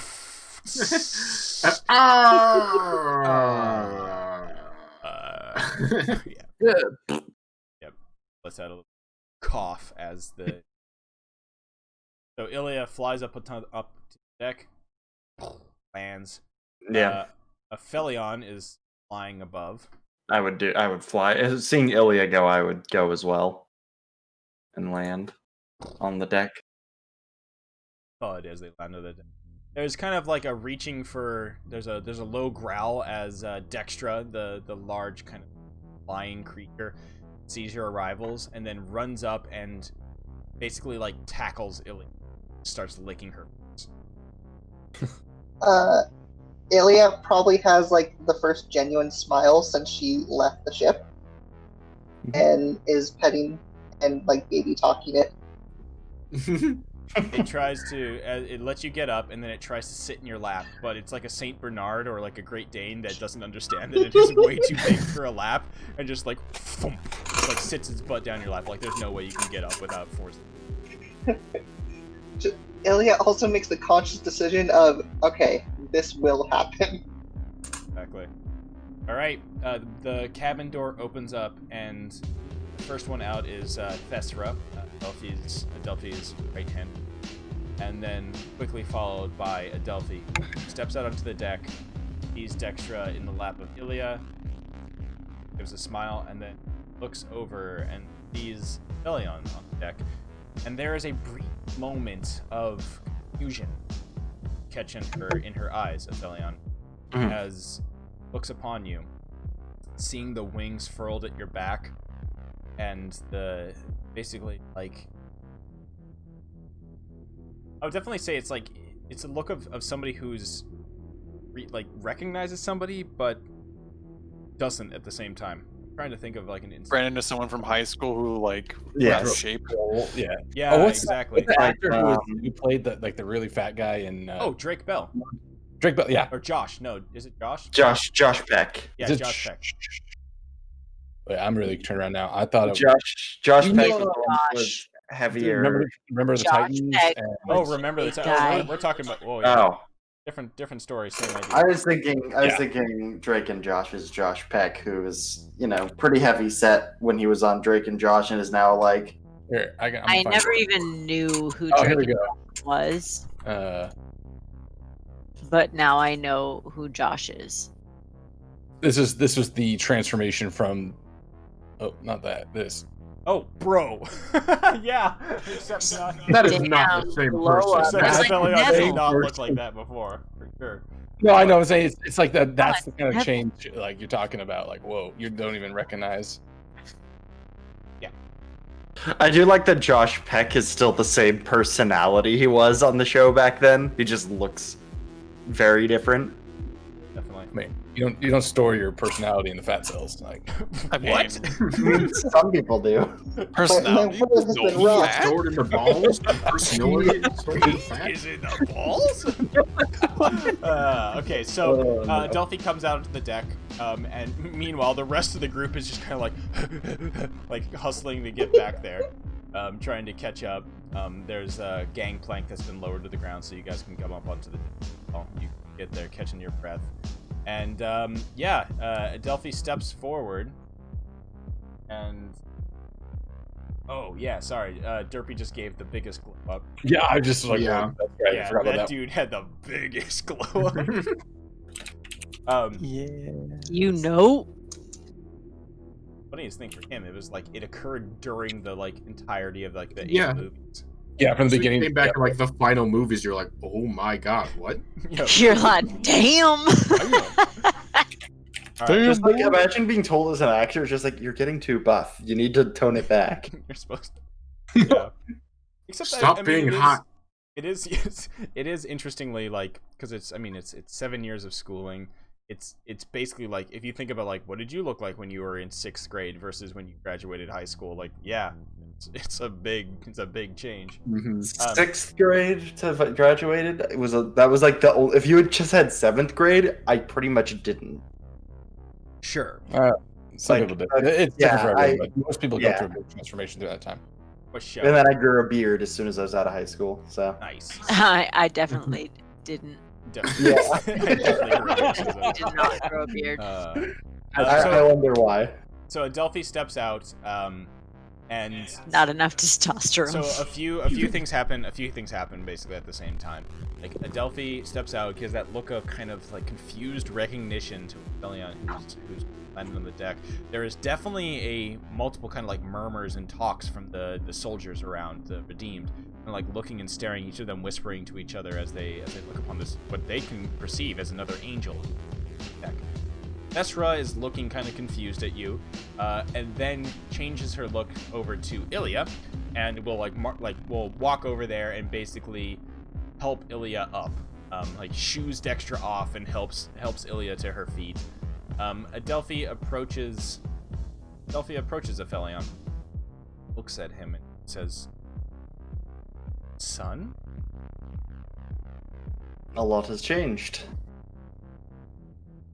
A lot has changed. Looks to you, and then she looks down at your side, and she sees the basically like glowing blade. And the Sword of Zariel gives you that. It communicates to you through a feeling of basically pride, I would say. Damn, son, where'd you find this? Apparently, Zariel's sword has some interesting Appreciate it. properties. Indeed, it does. Son, you have wings that don't just appear on command. They're kind of like reaches out. AI? You may. Pokes at No. I'll like spread it out a little bit, so. You slap Hamon in the face. Boom. Yeah. But a little bit. Just a little bit. I mean, real Like, talk. not in the face, but like opening up the wings, so just like the feathers are just like, like right in the front of him. Yeah. Also, I was thinking about it. Like, to have a wingspan that could actually like lift me, like I have to have like a 30-foot wingspan. You'd have to be pretty big, yeah. And that's Yeah. When with wings unfurled, it'd be pretty fucking big. Yeah, you have feathers. I'm allergic to down, you asshole. I don't see how this is my problem. So Delphi looks and she smiles. She says, "Indeed, I did not expect. Well,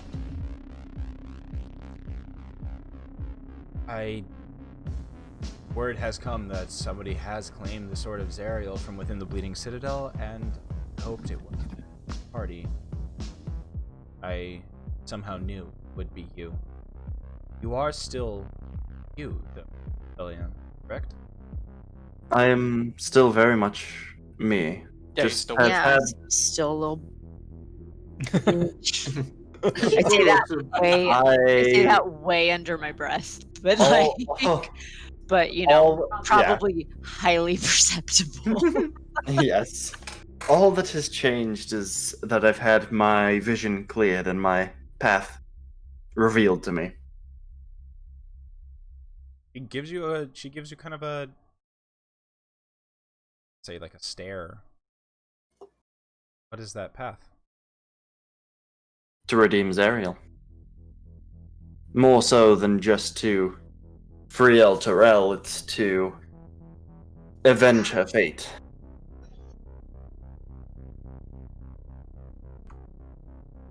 Indeed. That is what your conviction is. Oh, I can support this.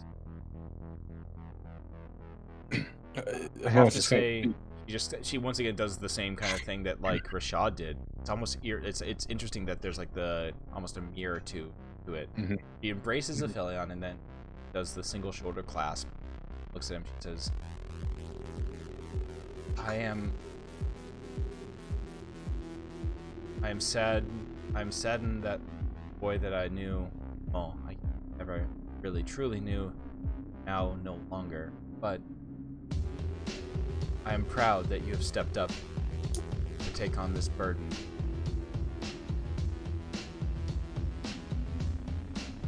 Possibly redeem one who so sorely needs to be redeemed. I think this parallel with Rashad's perfect because Hamon was going to speak up at this point, interrupting this lovely family moment again because we're on a roll. And just gonna straight up just look kind of just watching her this whole time and just speak up kind of loudly. Adelphi, why does Rashad want to become the Archduke of Avernus? Shoots you a glance of like, basically, you don't even need to have an insight check. Shut the fuck up. Glance. And she looks back at she looks to the group, she looks to Thesra, and says, my cabin now.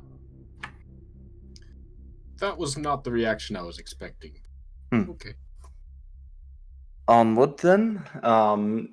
Kind of like there's like the awkward letting go of the hug now that the moment's been ruined, kind of a thing. And just like a nod, and then like crosses arms, kind of awkwardness, and then I will follow her into her cabin. Okay. Ilya, Go ahead, Ilya. I was just gonna. Ilya got way too much joy out of watching Aphelion be uncomfortable. I would say Flipsis got way too much joy out of Ilya getting joy out of Aphelion. So, like, fuck yes! I'm not the only one. Oh no.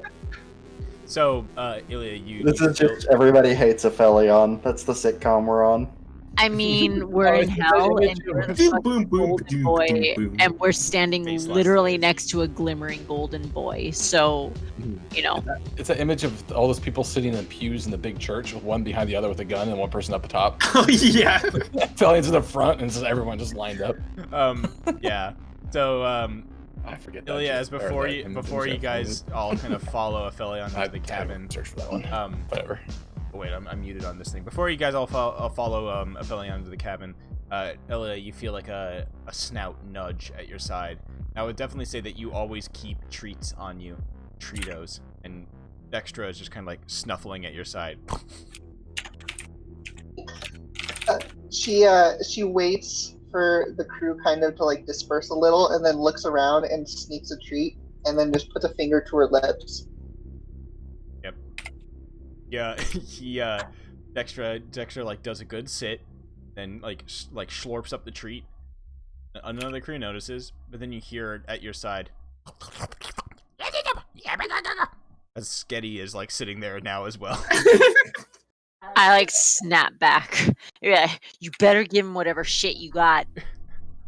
Otherwise, I'm gonna be paying for that later. Is he not bringing any bones with him? He doesn't bring his own bones. We supply that. We haven't killed anyone in the last, 18 hours. Don't stockpile? I mean, how many yeah, you bones gotta do plan you for the really want to future, bring bud. with you? Yeah, that shit starts smelling after a while. And once he's licked the bones clean, then it's just bones to gnaw on. He needs the meat. Sketty looks over to Dextra, who is sitting and tries to imitate Dextra and just tries to sit, does the stupid fucking sit with the leg front, hind legs in the air, front two paws in between his legs, just looks up at you expectantly. Flip gives him the most oh my god, proud mama look. At first, Ilya was annoyed, fingers to the bridge of her nose. When she sees that, she goes, "All right, fair enough," and pulls out a treat for him. Yep, you get the typical goober thing of Skitty consumes half of Ilya's hand. Doesn't bite her, doesn't use his teeth, but just does gums it. Yeah, gums it and just goes and just slobbers off her hand, and the treat's gone. Ilya is visibly uncomfortable and pointedly walks away to go wash before meeting with the group. Where the fuck are you gonna wash? Like, I mean, there come are on. water here? There's There's water. a There's water here. basin like sitting. Thank you for that follow, Captain. Yeah, the sticks is Carry right on. there. You can get cleaned up in. Don't Yeah, do yeah, that, yeah. no. Just go wash in the sticks. Wash your I'm hands with blood of strangers. Flip After is that, I don't think she would mind. yeah, Sticks, Flip is please. standing there like just biggest fucking shit-eating grin. That The made me Felion so pokes happy. his head out of the door of the cabin, and just like, well, we're waiting. There was a dire issue out here. We'll be right there. Yeah, there was shit that's more important than you, golden boy. Sorry, know- not talking to you, Glimmer. It gets confusing when you use that lingo. Yeah, I know. Angel boy. No, but Pirate that's not like boy. a compliment. All right, so the group heads back into the cabin. On the deck, Lulu actually flies in as well. She'll join you, but on the deck, Thestra is watching Sketty and Dextra kind of warily eye each other.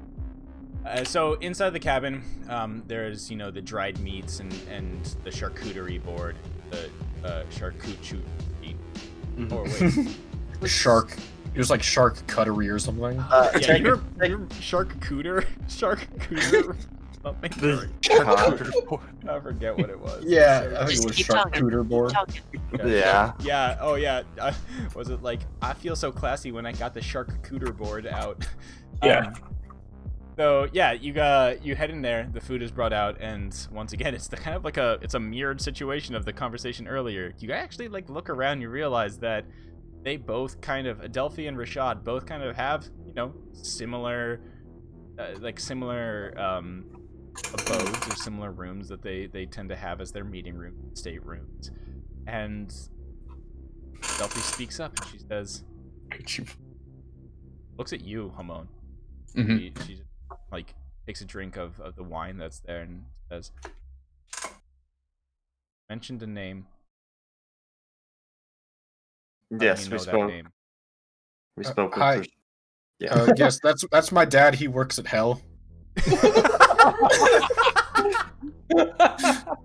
Best career day ever. My He dad sends is his hell. regards. He sends his regards, by the way. But There's- we spoke with him, a few hours ago. There's a very kind of like she can't even hide it because she's not good at the deception. She definitely visibly displays a look of kind of like, huh, what the fuck type of look. You have had a conversation. God. Spy Yes. Master of Zereth. Yes, and he showed us his symbology. That just sounds weird. He showed us his You bling. see, like, you can. I mean, she wears that. She wears that symbol around her neck. Scales balanced. Yes.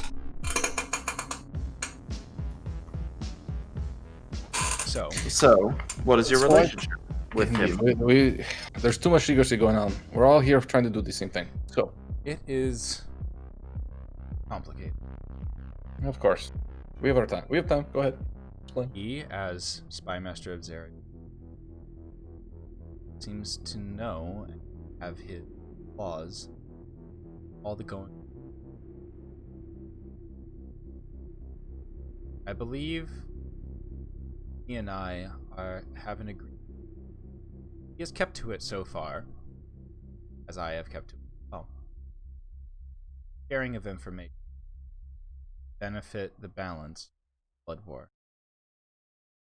Does see value in it, attaining this equilibrium. If the devils win, storm into the material plane or the celestial plane. Pleases them.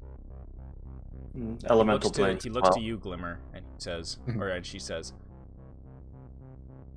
still has a spark of human. I've Still seen cares for your mother. He did seem longing about that. I noticed that too. Despite this, though, he I had a glimpse into his mind. This is not some sort of altruistic move. His ambition is deep and hidden. Of course. It needs to be. He is the spy master of Zariel, Hamon. His ambition is what has gotten him to that position. You think that he just arrived here in Avernus and flopped right into the lap of Zariel and she's like, oh, God, wonderful, a lowly human who has arrived to Avernus fresh off the boat. Let me make you my spy master. No, he climbed the ladder, made his way up the ranks. I assume he killed many people on his way there, same we have. We created quite a stir in this place as well. Not by his own hand, mate. That's why I deal with him. He is smart. Food. I actually do not believe that he has spilled much blood by his own. Glimmer kind of stands up a little bit straighter upon hearing that. What else does a spy master do but have others do? Either way, it seems that our plan is rather simple. We save Zariel, and he takes her place. Because it has to be someone. She gives you a look at that and says, I was wondering about that. I still do not trust.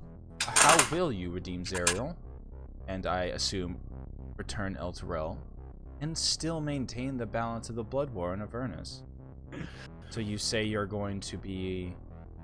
Has he agreed to this? She looks to Glimmer. Your father said that he would take that spot, fill the void that will obviously present itself once Zariel is redeemed and returned to her angelic form. He has offered to agree to a binding contract. A contract, Binding, you say? binding even among this plane.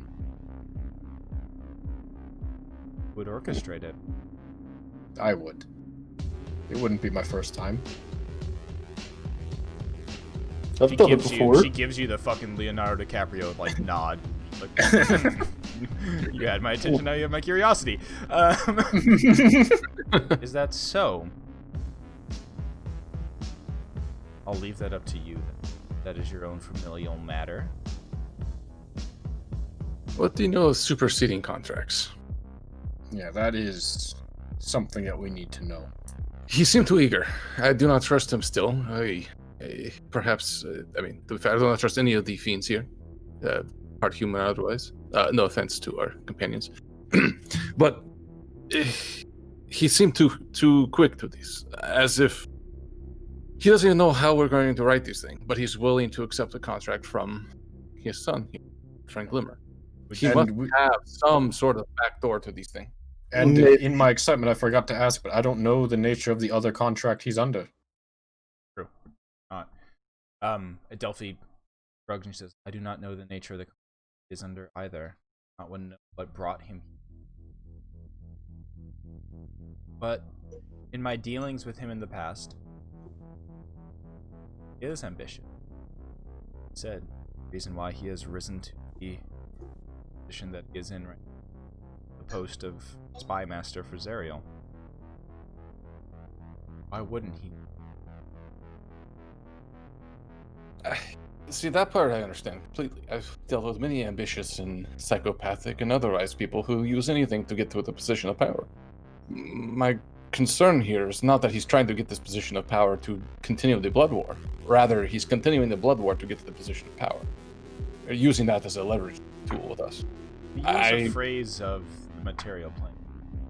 Potato, potato. But I think his sights are further. That's so. I think it doesn't matter where his sights are, as long as he... No, see, if his sights go high, if his sights are getting higher, he is not going to try to keep the blood war. He's going to try to end it. But if he makes it higher, he'll keep someone in his own... How do you get higher other than ending the blood war? Oh, Glimmer, what do you think of it? He was the one who directly spoke to you about... That's right, we're kind of talking about your dad right now. Just yeah. His desire to keep it... I mean, yeah. Well, we're kind of in control here. He's offered to agree to a contract. We can add into the contract the terms of that deal. Add in riders. Yeah, we can add in that he attains to keep the blood war going. We can use the small print technique along the outside, which is this supersedes any superseding contracts. Yeah. Point being, if he makes his way further up, I still think that he'll be concerned with keeping the balance. That's what he says. Sure. Something I'm looking into including in this contract because the blood, there still needs to be bodies on the front line. You know, whether or not it's cities or realms or whatnot, something has to be put on the front lines.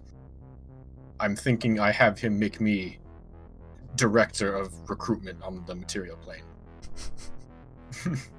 Hamon gives you a very strange look when you say that. There are people who deserve to be down here. Flip gives you a super, just like, damn. I can persuade people who have things that they want, dirty things that they need. I think I can persuade them to come down here. I'd love to know what is Aphelion's reaction? There's like a look of like surprise at first, and then just kind of a squint, and then he obviously bites his tongue. Like a squint, like judgment, or a squint of like I thought I knew you, sort of confusion. Yes. Both. I think there's been some of that going both ways though. After Aphelion's we're back to another of those good, the bad, and the ugly standoffs, which is everyone's kind of Yes, and then Aphliosis is in the back, just like pumping her fists in the air. I'm just like, holy shit! Like, fuck yeah, Glimmer. Just partying in the background. Sonya's eating meat. Hamon's squinting. Glimmer's squinting. Aphelion squinting. Ilia's petting dog. Ah shit, where's Churro? Fuck. He's probably off doing something. Churro's turned into Churri. All right. Back to where we were. Adelphi kind of nods and she says, takes out a little trinket, her pocket watch thing, and looks at it for a moment. See the intricate inner workings, the cogs, the gears whirring, clicking, the scales slightly tipping in the direction, now interesting, of the abyss. Favor. Yeah. Yeah, there may be another demon that's trying to get back to the abyss now. It's going to keep tipping a little bit, I think. She looks up, curiously at you. Not really our fault. It's our fault. I mean, it's not our fault. It's a side effect. She understands your misspeech, and she says, Krokektoek. Krokektoek, yes. He was in the scab that we kind of... Well, when I took the sword, it kind of disintegrated that prison of his. Odds. Lateral damage. It's fine. We'll deal with it when that explains. Okay. So, you lay out what your plan currently is. Plan to team Zariel. How are you planning on getting Elton back? We really don't exactly know how that one works, do we? No, that's something that is beyond our magical capabilities. Well, have we talked to her about the keys? Yeah, we haven't mentioned that yet, I guess. No, we asked her about what was in there before. He didn't know. And she didn't know, yeah. She doesn't know we have the keys. No, okay. Yeah. I'm trying to remember now, because it's he doesn't know you have the keys. That there wasn't enough time and discussion. Previously, I think the only kind of thing was like Ilia was dropped off with the party after you guys retrieved the keys and you guys headed off towards the scab / bleeding. So, okay, yeah. So, do you want to bring that up?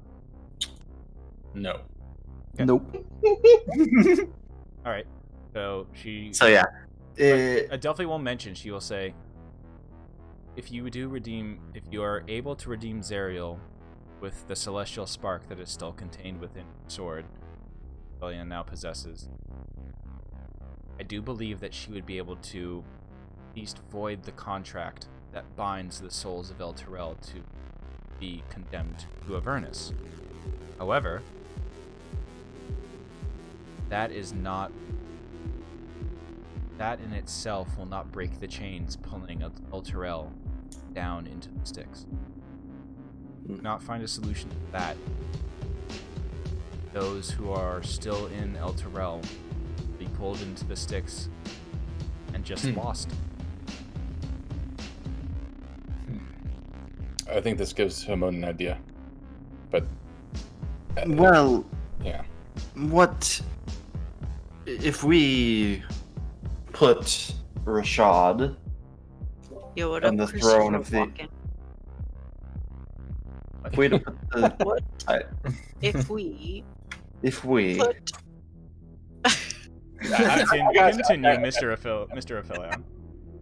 if we put Rashad on the seat of the Archduke of Avernus, would he not be able to release El Terrell? You know, now that I'm thinking about it, on his first day, that might not look so good with big overlord guy. I Whose name mean, is immediately escaping me. Asmodeus. Asmodeus. Yeah, so that's actually a good point. I mean, He could. has a the name. The Archduke could order the chains to be released, right? Mhm. But here's the other thing. We Because also the chains are released doesn't mean the thing just floats back. yeah. That's true. But we also discussed this the last session in the Glittering Garage. If we're trying to get Zariel's attention, the best way to do that would be to free the companion. Yes, but we don't know the side effects of that. Not yet, but also sometimes we have to make a risk. Because this, as of right now, we have no idea. But Rashad does. Rashad And- does. Rashad does. Well, there's the companion, and there's He's something not. inside the companion. But I think we also discussed that if we do open this and whatever happens here, we already know Bale is probably going to be ready for it because he knows what the rods are for. So he would use that. We discussed he would be using that as his opportunity. But if we know he's going to do that, we turn this entire thing into a giant Mexican standoff. But we would have the upper hand by trying to get everyone we know involved first. Yeah. As I kind of said, this makes him predictable. Yeah. We know what he wants. The only wild card still with this would be Mahadi and Asmodeus' response. But we can also go have a little follow-up visit there first before we try that. Yes, That's we something could- Lulu wanted as well. Correct? Yeah. Lulu. Yes. We could Lulu attempt. squeaks out. Fuck yeah! I'm sold. Yeah, well, I am convinced. Another thing worth considering is if Rashad is put on the seat of the Archduke, then he's going to need a new spy master. And would Asmodeus not be content if Mahadi was that spy master? That's a good It's not a question. good look Just for a kind spy of- master if your last boss got offed. Adelphi shrugs. She says, I do not know. However, this This is. Oh, sorry. Go ahead. does Actually, this is actually in bring character. This some interesting things to the table. Having Rashad promoted to Archduke of allow me and those who agents have stake in this, a ally of sorts. In all honesty, it is much easier to deal with a awful evil side of things. Deal with the. I would That rather is have very true.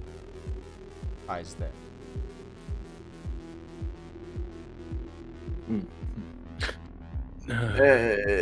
Do we know anything about what happens to a contract when a devil is, or otherwise, has been ascended to the status of an archduke? Good point. Delphi looks. I I, do not know. I think we really need to figure out who or what that contract is with.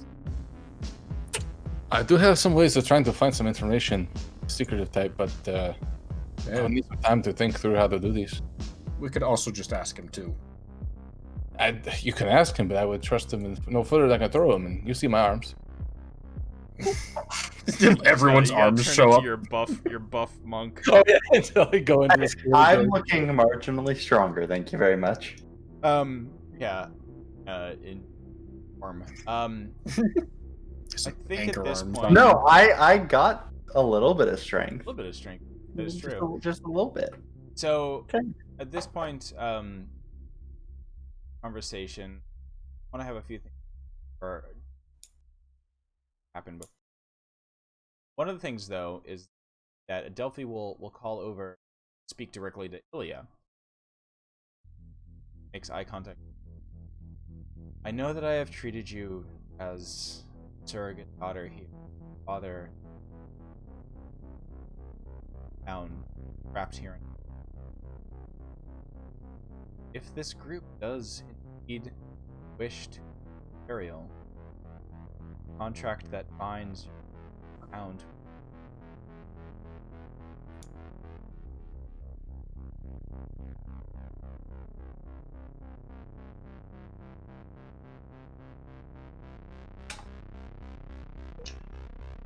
She just kind of gives a quiet nod.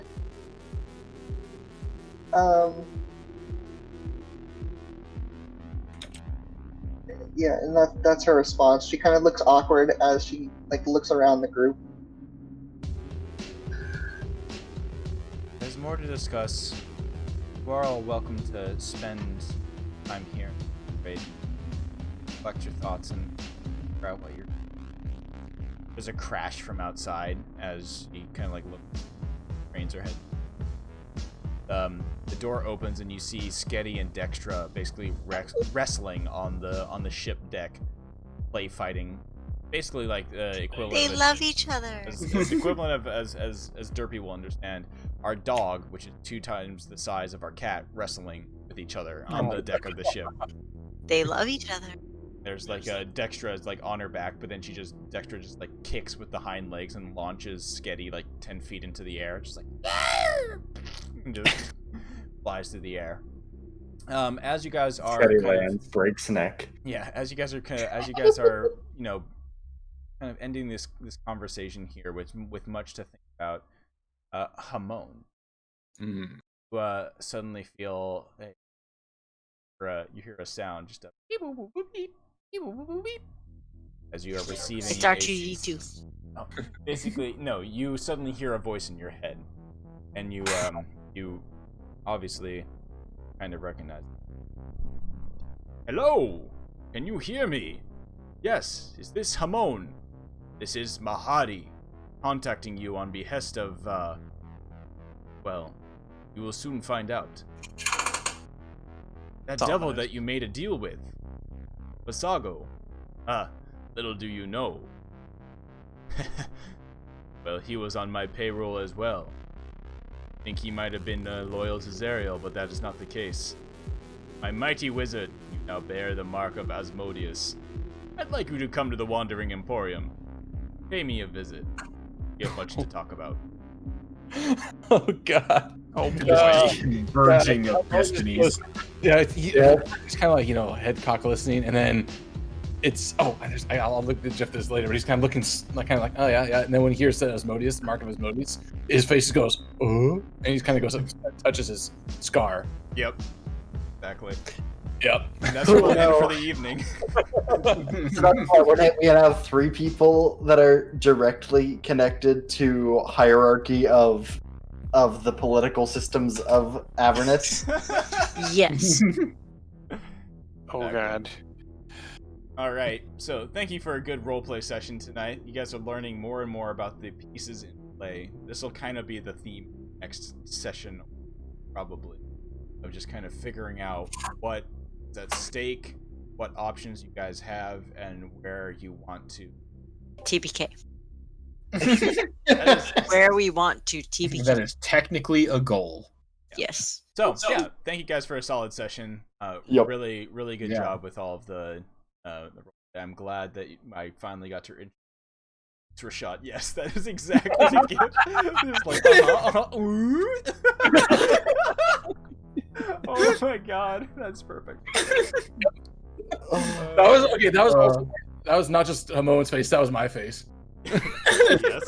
Oh, shit.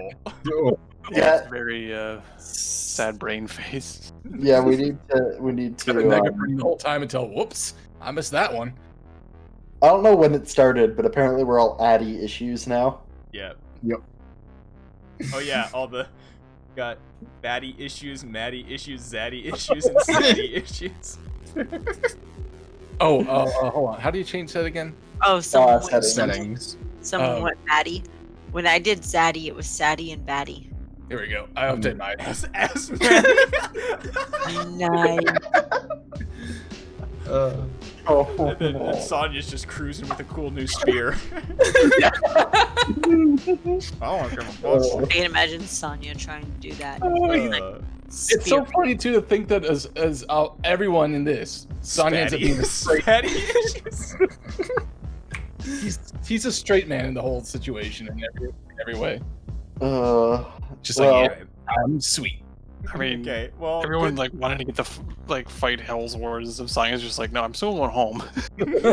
Yeah, where's my Uber? When do I get to go out of here? When's my Uber arriving and I can leave?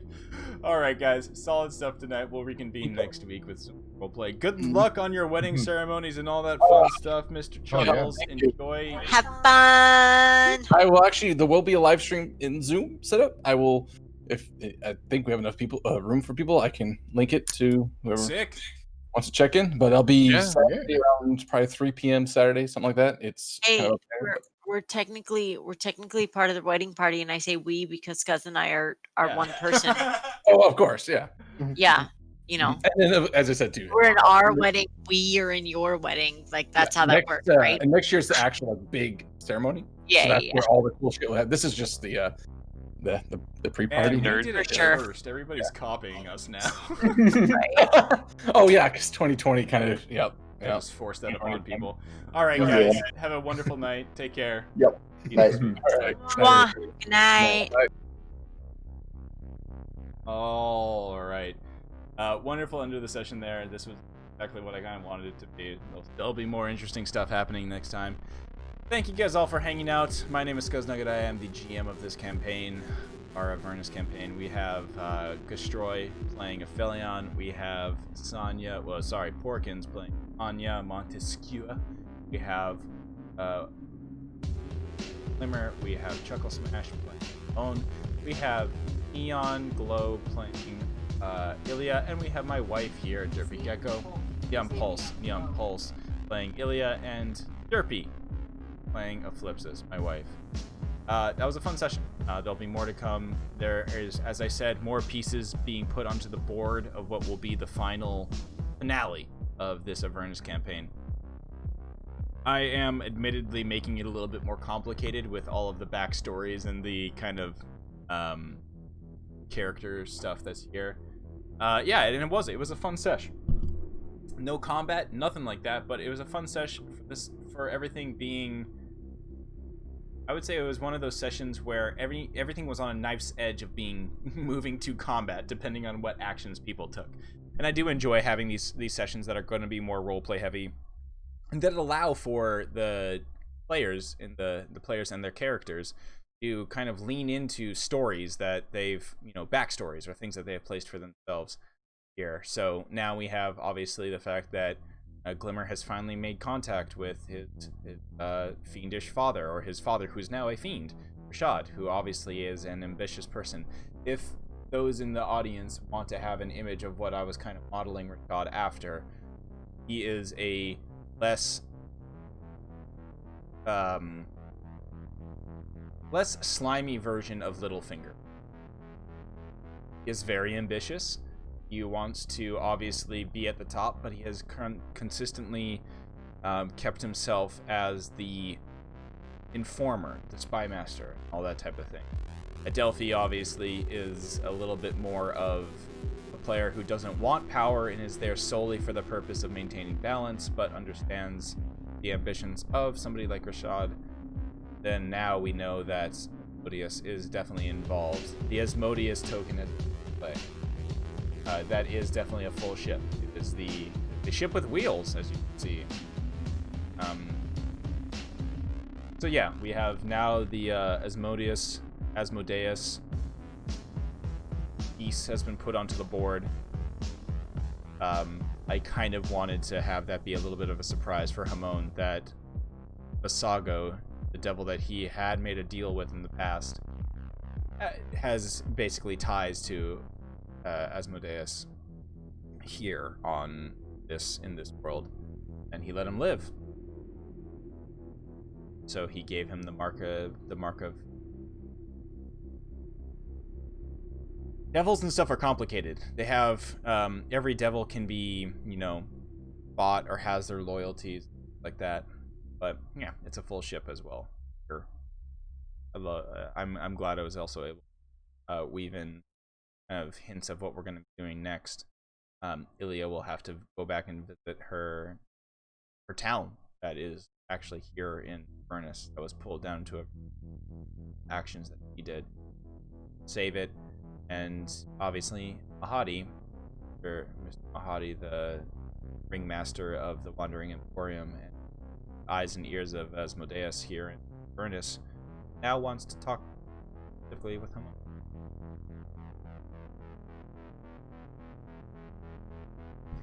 Thank you guys so much. We're out of here. Easy.